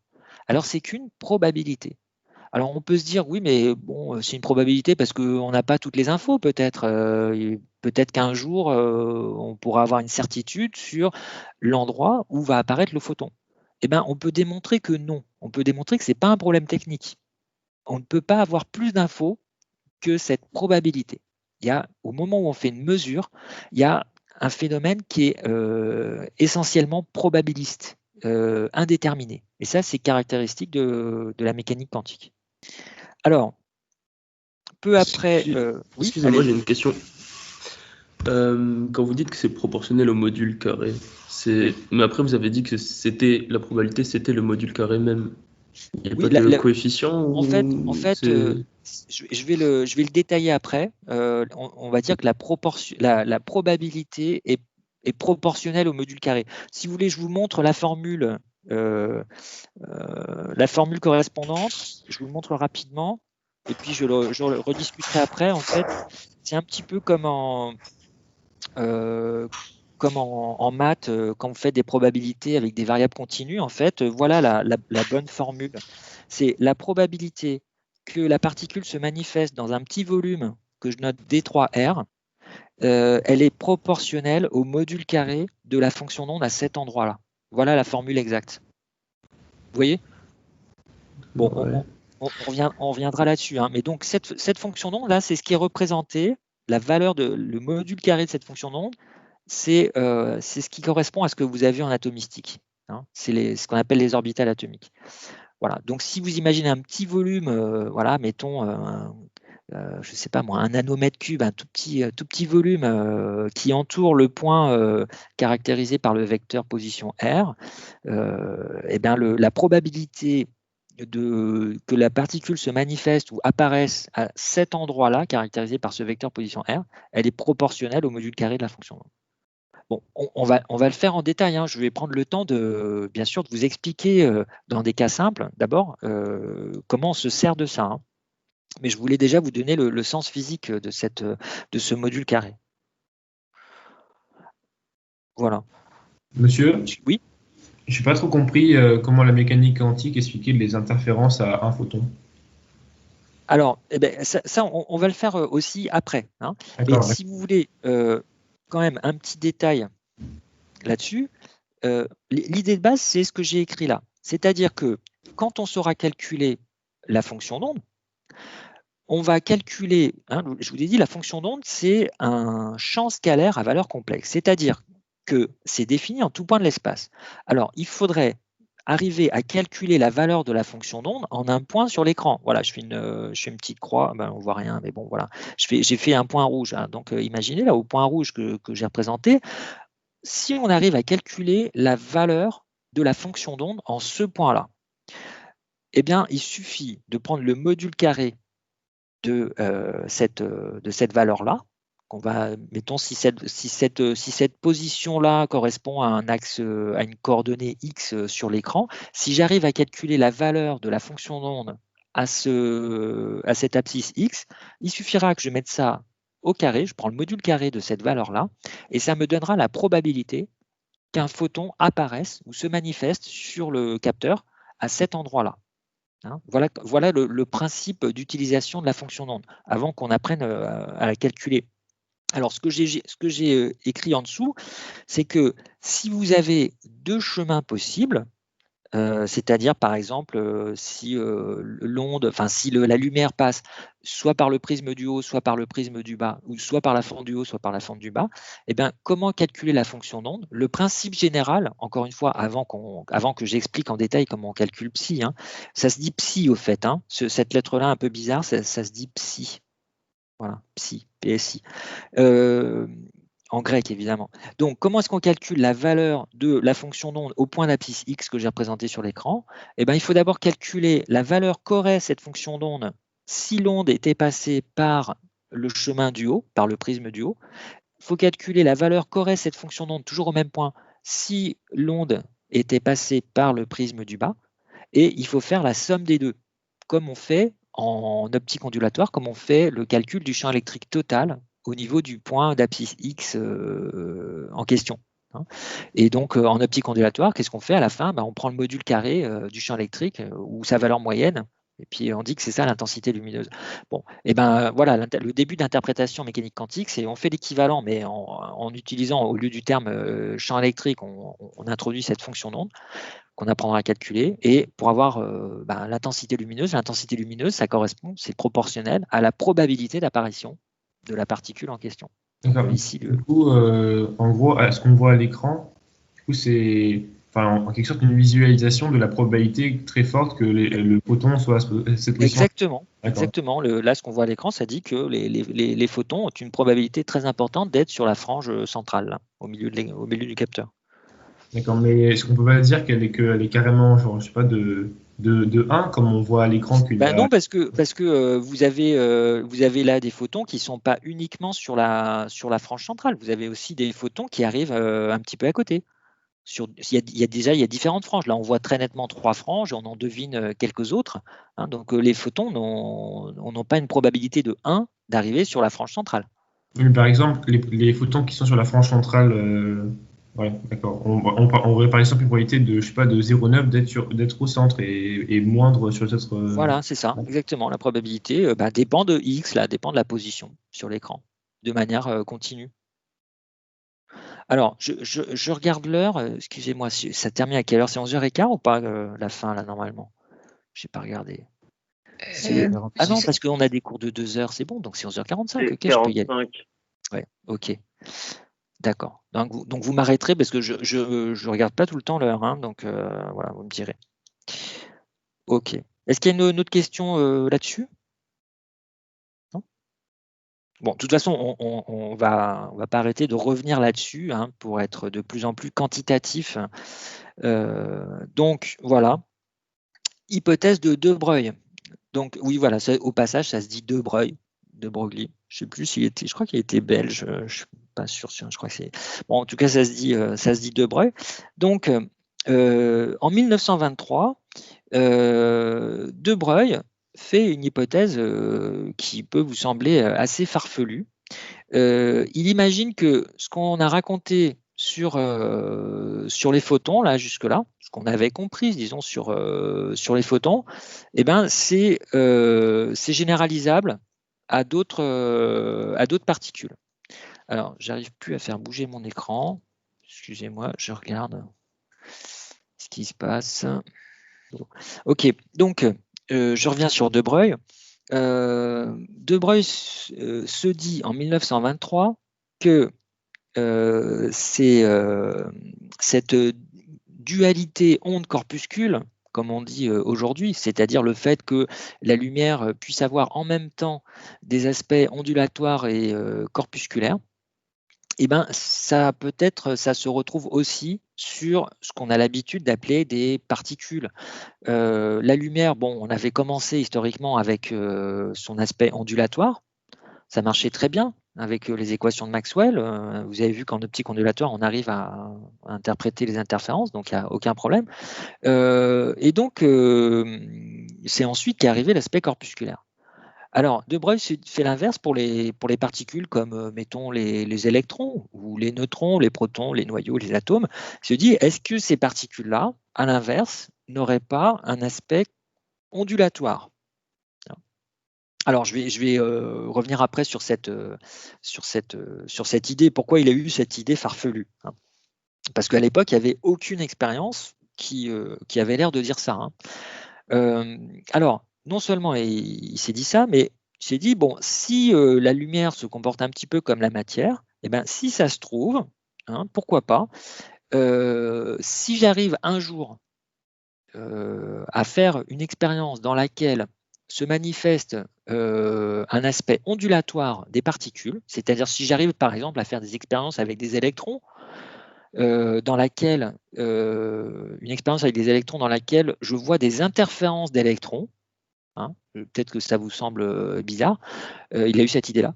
Si j'arrive à faire des interférences d'électrons, eh bien peut-être que l'interfrange que je vais obtenir, alors tiens, l'interfrange, je vais faire réviser Clara. Clara, si je fais Clara Valente, si je fais des interfranges avec un système, si je fais des franges d'interférence avec un système de Fand-Young, quelle est l'interfrange? Si j'ai une distance, quelle est la formule classique? C'est AX sur D, non? Alors, X sur D, ça c'est la différence de marche. Mais l'interfrange, quand vous avez une longueur d'onde lambda, une distance D entre l'écran et les plans des sources, et puis si vous avez une... oui, enfin, qu'est-ce que j'ai pas dit? Si vous avez une distance A entre les fentes, quelle est, dans le système des Fand-Young, qui est un grand classique, quelle est l'expression de l'interfrange? Bon, qu'il faut savoir retrouver. Oui. Oui, bah, c'est pour ça, normalement, je fais le calcul. Mais lambda D sur A, oui, non, PP voilà. Lambda D sur A. C'est lambda D sur A. C'est un P fois lambda D sur A, c'est les positions possibles. Donc, effectivement, l'interfrange, c'est lambda D sur A. Alors, je vous rassure, officiellement, c'est pas à connaître par cœur, mais c'est un grand classique, donc c'est bien quand même d'avoir ça en tête, ne serait-ce que pour vérifier, hein. En tout cas, il y a lambda qui intervient. D'accord? Donc, De Broglie se dit, mais si j'arrive à faire des interférences, non pas avec de la lumière, mais avec des photons, eh ben, j'aimerais bien prévoir l'interfrange dans ce cas-là. Eh ben, De Broglie se dit, allons-y franchement, si j'arrive à calculer une longueur d'onde associée à ces électrons, eh bien, je devrais voir, pour les mêmes raisons qu'en optique classique, je devrais voir, quand j'envoie plein d'électrons successivement dans mon système de Fand-Young, je devrais voir au final des franges d'interférence disposées comme pour les photons, avec un interfrange qui serait lambda D sur A, et le lambda là-dedans, ça serait la longueur d'onde associée à ces électrons. D'accord? Donc un truc un peu farfelu, parce qu'on ne l'avait pas encore vu expérimentalement, hein, mais c'est ce qu'il a prévu. Et comment calculer le lambda? Eh ben, il a fait l'hypothèse que la lumière ne devait pas se comporter complètement différemment de la matière. Et donc, ce lambda, longueur d'onde, associé à un électron, il a admis, pour voir, que ce lambda était donné par la même formule que pour les photons. C'est-à-dire que si on est capable de calculer la quantité de mouvement de l'électron, eh bien, il a fait l'hypothèse que la longueur d'onde associée à ces électrons serait donnée par la deuxième relation de Planck, c'est lambda égale constante de Planck, toujours là avec la même valeur, hein, 6,63 10-34 joules secondes, divisé par P. Voilà, P quantité de mouvement. Bon. Donc, et puis il a admis aussi que l'énergie associée à cette particule, puisqu'on parle en même temps de son aspect ondulatoire, eh bien, elle devait être donnée aussi par la relation E égale h nu. Alors, qu'est-ce que ça veut dire E égale h nu? Ça veut dire que si vous êtes capable de calculer la fréquence associée à cette onde, eh bien, l'énergie de la particule, elle devrait pouvoir être écrite comme ça, comme pour les photons. Alors, on va faire un petit exercice. Bon, peut-être sur la page suivante, on fait un petit exercice pour vérifier ça, pour voir concrètement ce que ça veut dire. Bon, mais donc, ce qui est remarquable, c'est que cette hypothèse de Broglie, elle est faite alors qu'il n'y a aucune expérience qui le montre. On n'avait jamais réussi à l'époque, en 1923, à faire des interférences avec des électrons. Alors, pourquoi il a fait cette hypothèse? Bon, parce que il était ceinture noire en physique quand même, de Broglie aussi, et donc il connaissait bien la relativité. Relativité, c'est 1905, et il savait que on peut associer à n'importe quelle particule de masse m une énergie. On va revoir ça, mc carré quand c'est au repos. Et il savait que on pouvait faire disparaître de la masse si au moins il y avait conservation d'énergie. Donc aujourd'hui, il y a un exemple qui est flagrant. Par exemple, vous faites se rencontrer un électron avec son antiparticule associée, qu'on appelle un positon ou positron, suivant la langue. Et qu'est-ce qui se passe donc ces deux particules, elles ont la même masse, elles ont les mêmes propriétés physiques, sauf une, mais bon, voilà, c'est un détail, elles ont la même masse. Vous les faites se rencontrer, et bien elles disparaissent complètement. Elles n'existent plus. Mais à la place, qu'est-ce qui arrive? Il y a deux photons. Ici, j'ai représenté h nu, c'est l'énergie qu'emporte chaque photon. Il y a des photons qui vont emporter l'énergie de masse associée à ces deux particules.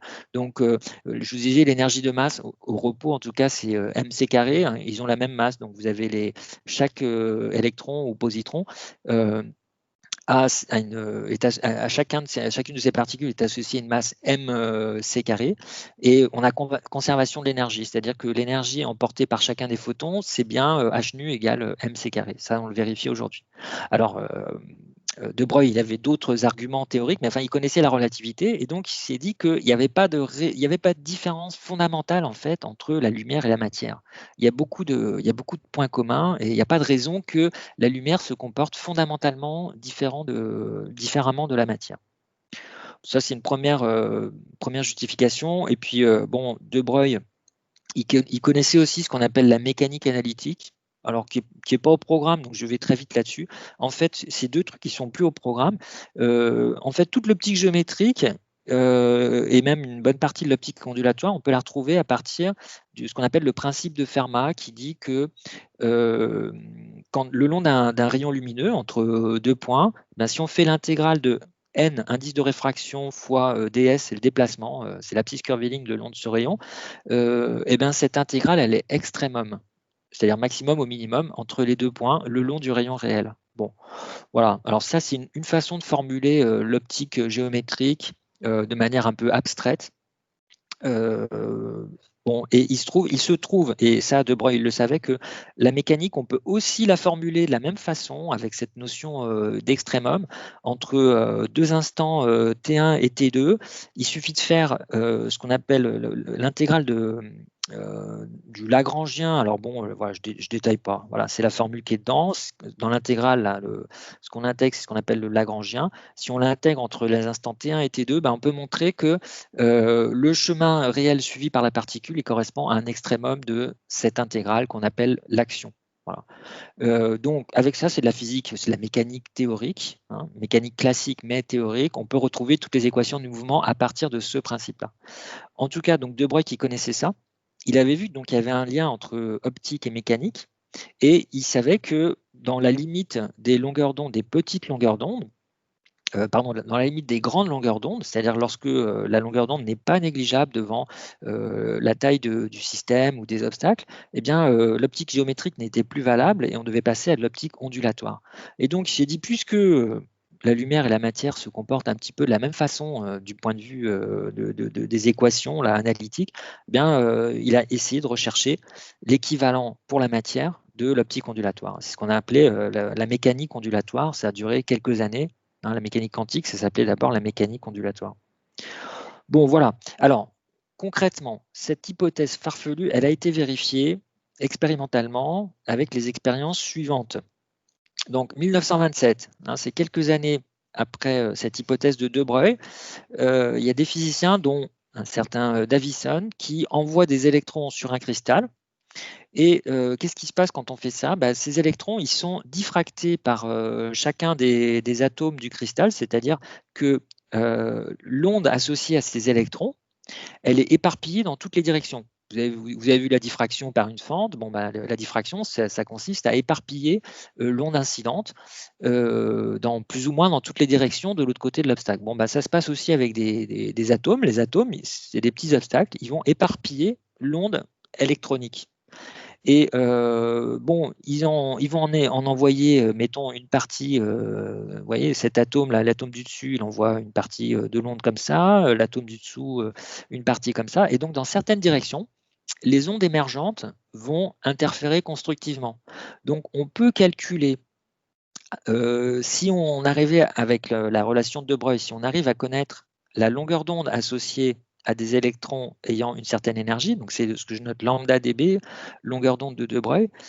Si on prend cette valeur de lambda, on peut calculer, ça on savait le faire pour les rayons X depuis des années, on peut calculer à partir de ça les directions dans lesquelles on va avoir une superposition constructive des ondelettes diffractées par des atomes voisins.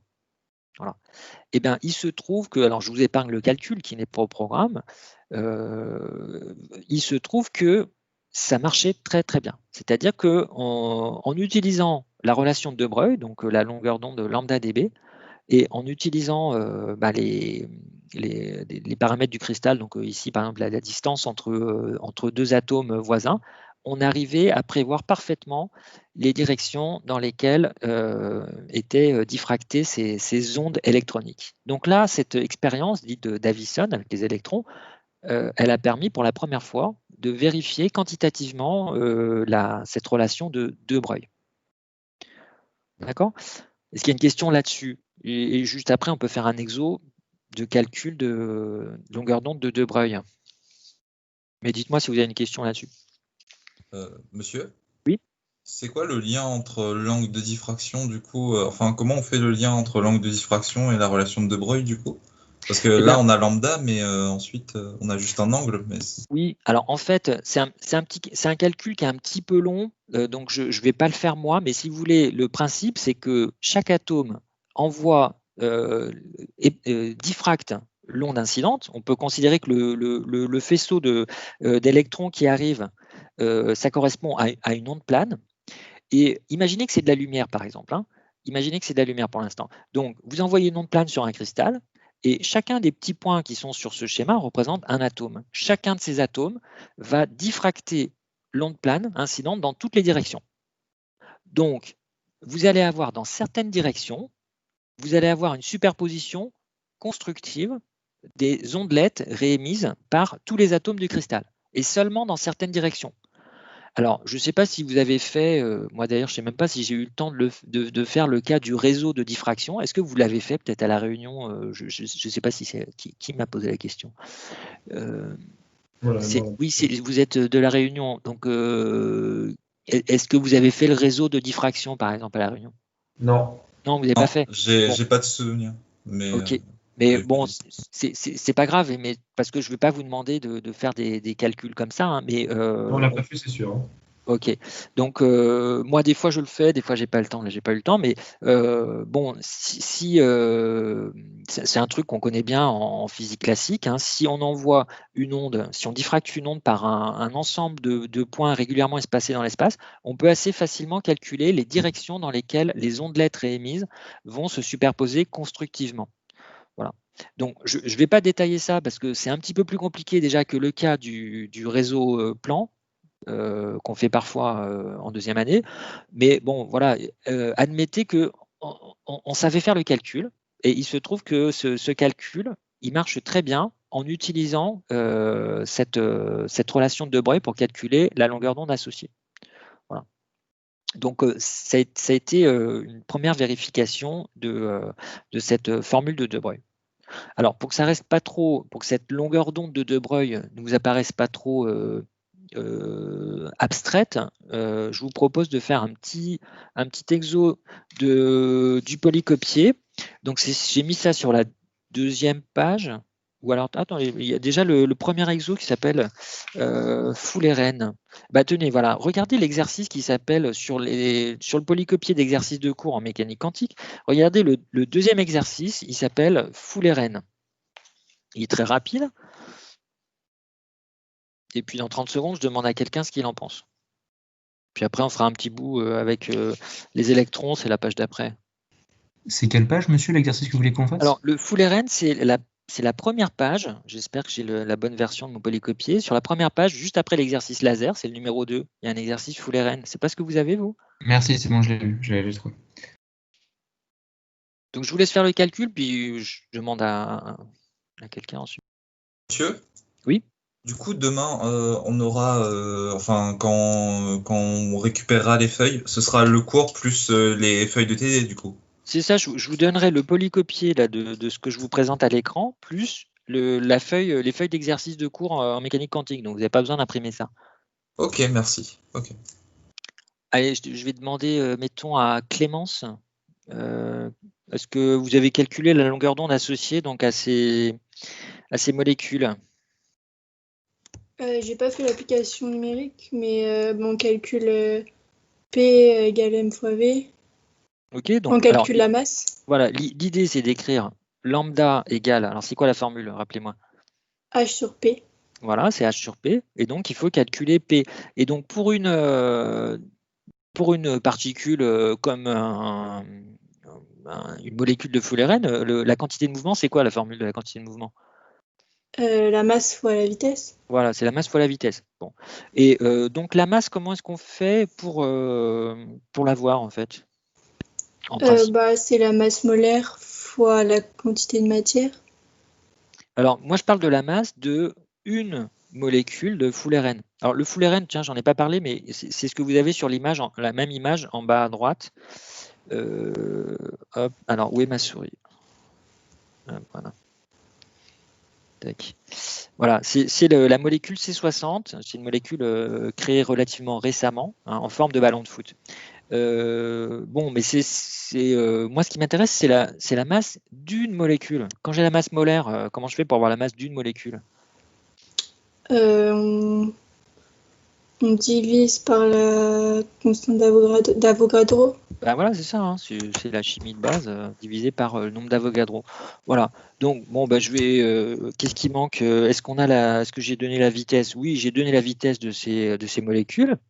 Et bon, alors je vous épargne le calcul si vous n'avez pas eu le temps de le faire. On trouve avec cette formule, en combinant ces deux formules, on trouve une longueur d'onde de De Broglie associée à ces molécules qui vaut 1,5 fois 10 puissance moins 10 mètres. Voilà.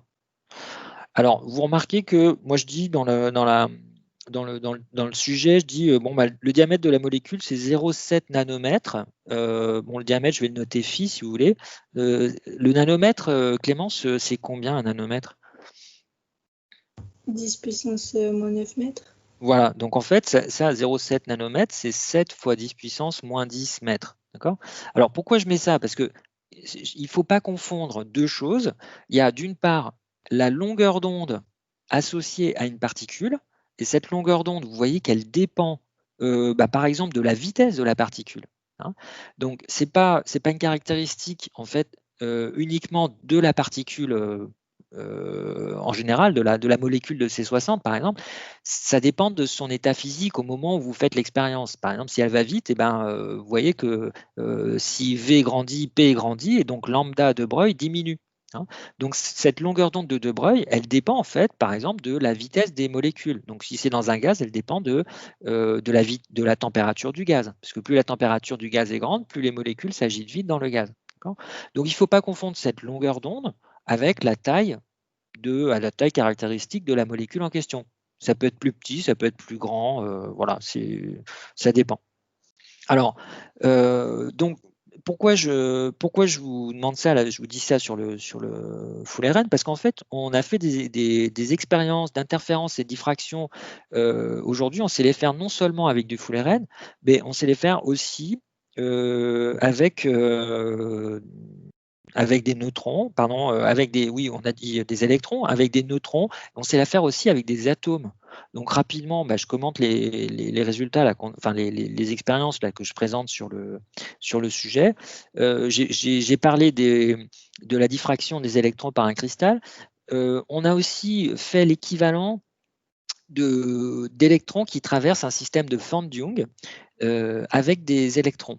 Alors, on ne sait pas le faire directement avec des fentes dans ce cas-là, mais on s'y ramène avec un système équivalent. En fait, vous avez un petit fil électrique qui produit un champ magnétique et qui dévie les électrons. Et bon, on peut montrer que ça se passe comme avec des fentes Young. Vous avez les électrons qui passent soit par la gauche, soit par la droite, et on observe dans ce cas-là des interférences à un électron, avec vraiment une figure d'interférence qui ressemble à celle qu'on voit, dont on s'occupe classiquement là en optique ondulatoire en deuxième année.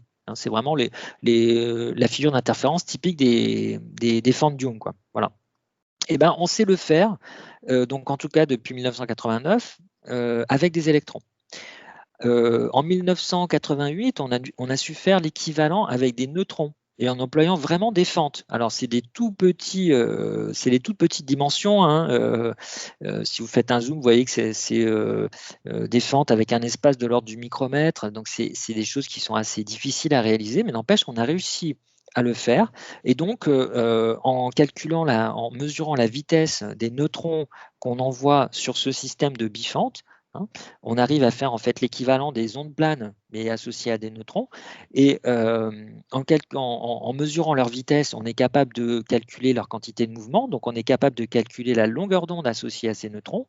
Et quand on applique ensuite la formule I égale lambda D sur A, que vous connaissez peut-être par cœur, en optique ondulatoire, on arrive à retrouver effectivement le bon interfrange, puisqu'on voit là aussi une figure d'interférence qui ressemble à celle que vous connaissez tous pour le système des fentes Young. Voilà. Bon, et on a su faire ça donc après les neutrons, on a su faire ça avec des atomes froids. Alors les atomes froids, je vous rappelle que qu'est-ce que ça veut dire, pourquoi des atomes froids? Parce que l'intérêt, c'est que si on refroidit un gaz très fortement, donc si la température est très basse, ça veut dire que l'agitation des molécules ou des atomes à l'intérieur de ce gaz est très faible, c'est-à-dire que leur vitesse est très faible. Et si leur vitesse est très faible, ça veut dire que leur longueur d'onde va être grande. Et dans ces expériences, on a intérêt à avoir une grande longueur d'onde pour faire apparaître plus nettement les phénomènes interférentiels. Voilà. Donc, on a su vérifier ça aussi avec des atomes froids. Monsieur? Oui. Du coup, au-delà de montrer physiquement que c'est possible d'avoir un comportement ondulatoire avec de la matière, qu'est-ce que ça a comme application? Alors, aujourd'hui, ces phénomènes interférentiels, ils servent par exemple pour faire de l'intrication entre différentes particules. Bon, mais ça, on verra un petit peu après. Mais déjà, en dehors des applications, il y a un exercice où on applique ça, mais pour moi, c'est pas facile de résumer ça en 2 minutes, parce qu'il nous reste 2 minutes. Mais en dehors des applications, vous voyez que c'est quand même un truc assez extraordinaire. Je ne sais pas si, moi, la première fois que j'ai appris qu'on pouvait faire des interférences entre des électrons et des neutrons, j'ai trouvé ça pas mal quand même. C'est déjà en soi un truc intéressant à savoir. Oui, c'est bien. La matière se comporte de temps en temps de manière ondulatoire. Bon, alors après, ce comportement ondulatoire, si vous voulez, en dehors des applications immédiates, j'en donnerai une, mais en dehors des applications immédiates, c'est ce qui a permis ensuite de faire des calculs, par exemple, pour les semi-conducteurs. Comment créer un semi-conducteur ayant tel écart entre les bandes de conduction et bandes de valence? Pour comprendre le comportement des semi-conducteurs, par exemple, il faut faire de la physique du solide. Et en physique du solide, on utilise tout le temps cette notion de longueur d'onde de De Broglie. Hein. Cette longueur d'onde de De Broglie, elle joue un rôle fondamental pour expliquer le comportement physique de la matière, à l'état solide en tout cas. Voilà. Ou par exemple en astrophysique, pour les naines blanches, quand est-ce qu'on a affaire à une naine blanche? Ça dépend de la longueur d'onde associée aux électrons. Bon, enfin, ça, vous ne connaissez peut-être pas, il faudrait que j'en parle une autre fois. Monsieur, oui, j'ai juste une question. Au niveau des unités pour P, c'est en kilogrammes, on est d'accord? Non, P, c'est la quantité de mouvement. Donc non, oui, c'est la quantité de mouvement, mais c'est la masse fois la vitesse, mais oui. L'unité de la masse qu'on multiplie par la vitesse, c'est en kilogrammes. C'est kilogrammes, oui, parce que quand on ne précise pas, c'est des unités SI qu'on utilise. Hein. Donc voilà, kilogramme, vitesse en mètres par seconde, H en joule fois seconde. Alors, je vois que c'est l'heure. Moi, ce que j'allais faire avec vous, pour vous faire un exemple concret encore, c'est j'allais faire l'exercice qui est sur la page numéro 2, qui s'appelle Davison et Germer. Donc, c'est l'expérience avec des électrons. Et je demandais de calculer encore une longueur d'onde de De Broglie pour les électrons qui ont été utilisés lors de l'expérience de 1927. Donc, voilà, si je ne me trompe pas, c'est l'heure. Je ne veux pas vous piquer votre pause là de midi, hein, mais vous pourriez faire cet exercice d'ici la prochaine fois, quoi. Voilà. Hein, donc moi je retiens que j'en suis à cette page. Des fois je perds ma souris, je ne sais pas pourquoi. J'en suis à la page 12. Ah bon, et voilà, il nous reste donc la prochaine fois, on fera cette application numérique là, d'exercice de cours Davison et Germer. Et puis, donc, on embrayera sur le calcul de la fonction d'onde, l'interprétation de la fonction d'onde en mécanique quantique. Voilà. Bon, alors, ceux qui ont encore des questions, qui veulent les poser, moi, je réponds. Et bien, sinon, je souhaite un bon appétit à tous. Voilà. Merci. Et je vous dis donc à demain. Enfin, moi, vous me verrez peut-être pas moi, mais je vais essayer de penser à mettre ces polycopiés là à l'entrée. Voilà. Monsieur, merci, au revoir. Est-ce que vous comptez mettre la version annotée de votre polycopier sur Arch? Oui, d'accord, oui, je peux faire ça aussi comme je faisais dans les autres cours. Oui. Ouais, je vais essayer de faire ça. Merci, monsieur. Monsieur? Oui. Moi, j'aurais une question, s'il vous plaît. En fait, je me suis perdue à partir de De Broglie, en fait. Au début, je comprenais les notions, et à partir de De Broglie, j'ai pas compris en fait qu'est-ce qu'il apporte en fait.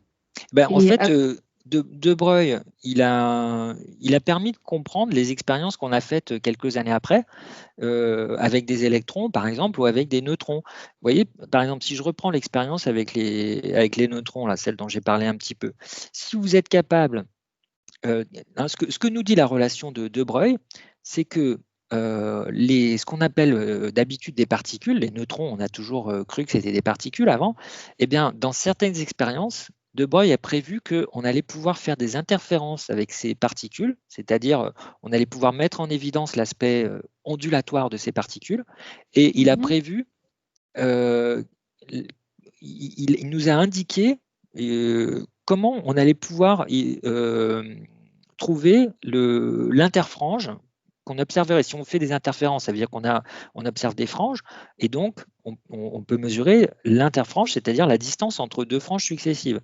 D'accord? Bon, eh bien, qu'est-ce qu'il apporte, De Broglie? Il apporte le calcul de lambda dans ses expériences. Quand on reprend la formule lambda d sur A, que vous connaissez peut-être par cœur, pour le cas des fentes Young, eh bien, quelle est la longueur d'onde qu'il faut prendre? Pour la lumière, c'est simple. Si vous avez la fréquence, vous avez le calcul. Vous dites C égale lambda fois la fréquence, lambda nu, nu égale C sur lambda, c'est bon. Ou lambda égale C sur nu. Hein. Donc, vous savez calculer lambda directement. Mais quand on a affaire à une particule comme un neutron, comment est-ce qu'on fait pour calculer lambda? Bon, c'est là que De Broglie dit, en fait, on va prendre la même formule de Planck-Einstein, et cette formule, si on admet qu'elle est valable pour la matière aussi, elle nous donne lambda égale H sur P, P étant la quantité de mouvement des neutrons qui arrivent sur le système de bifente.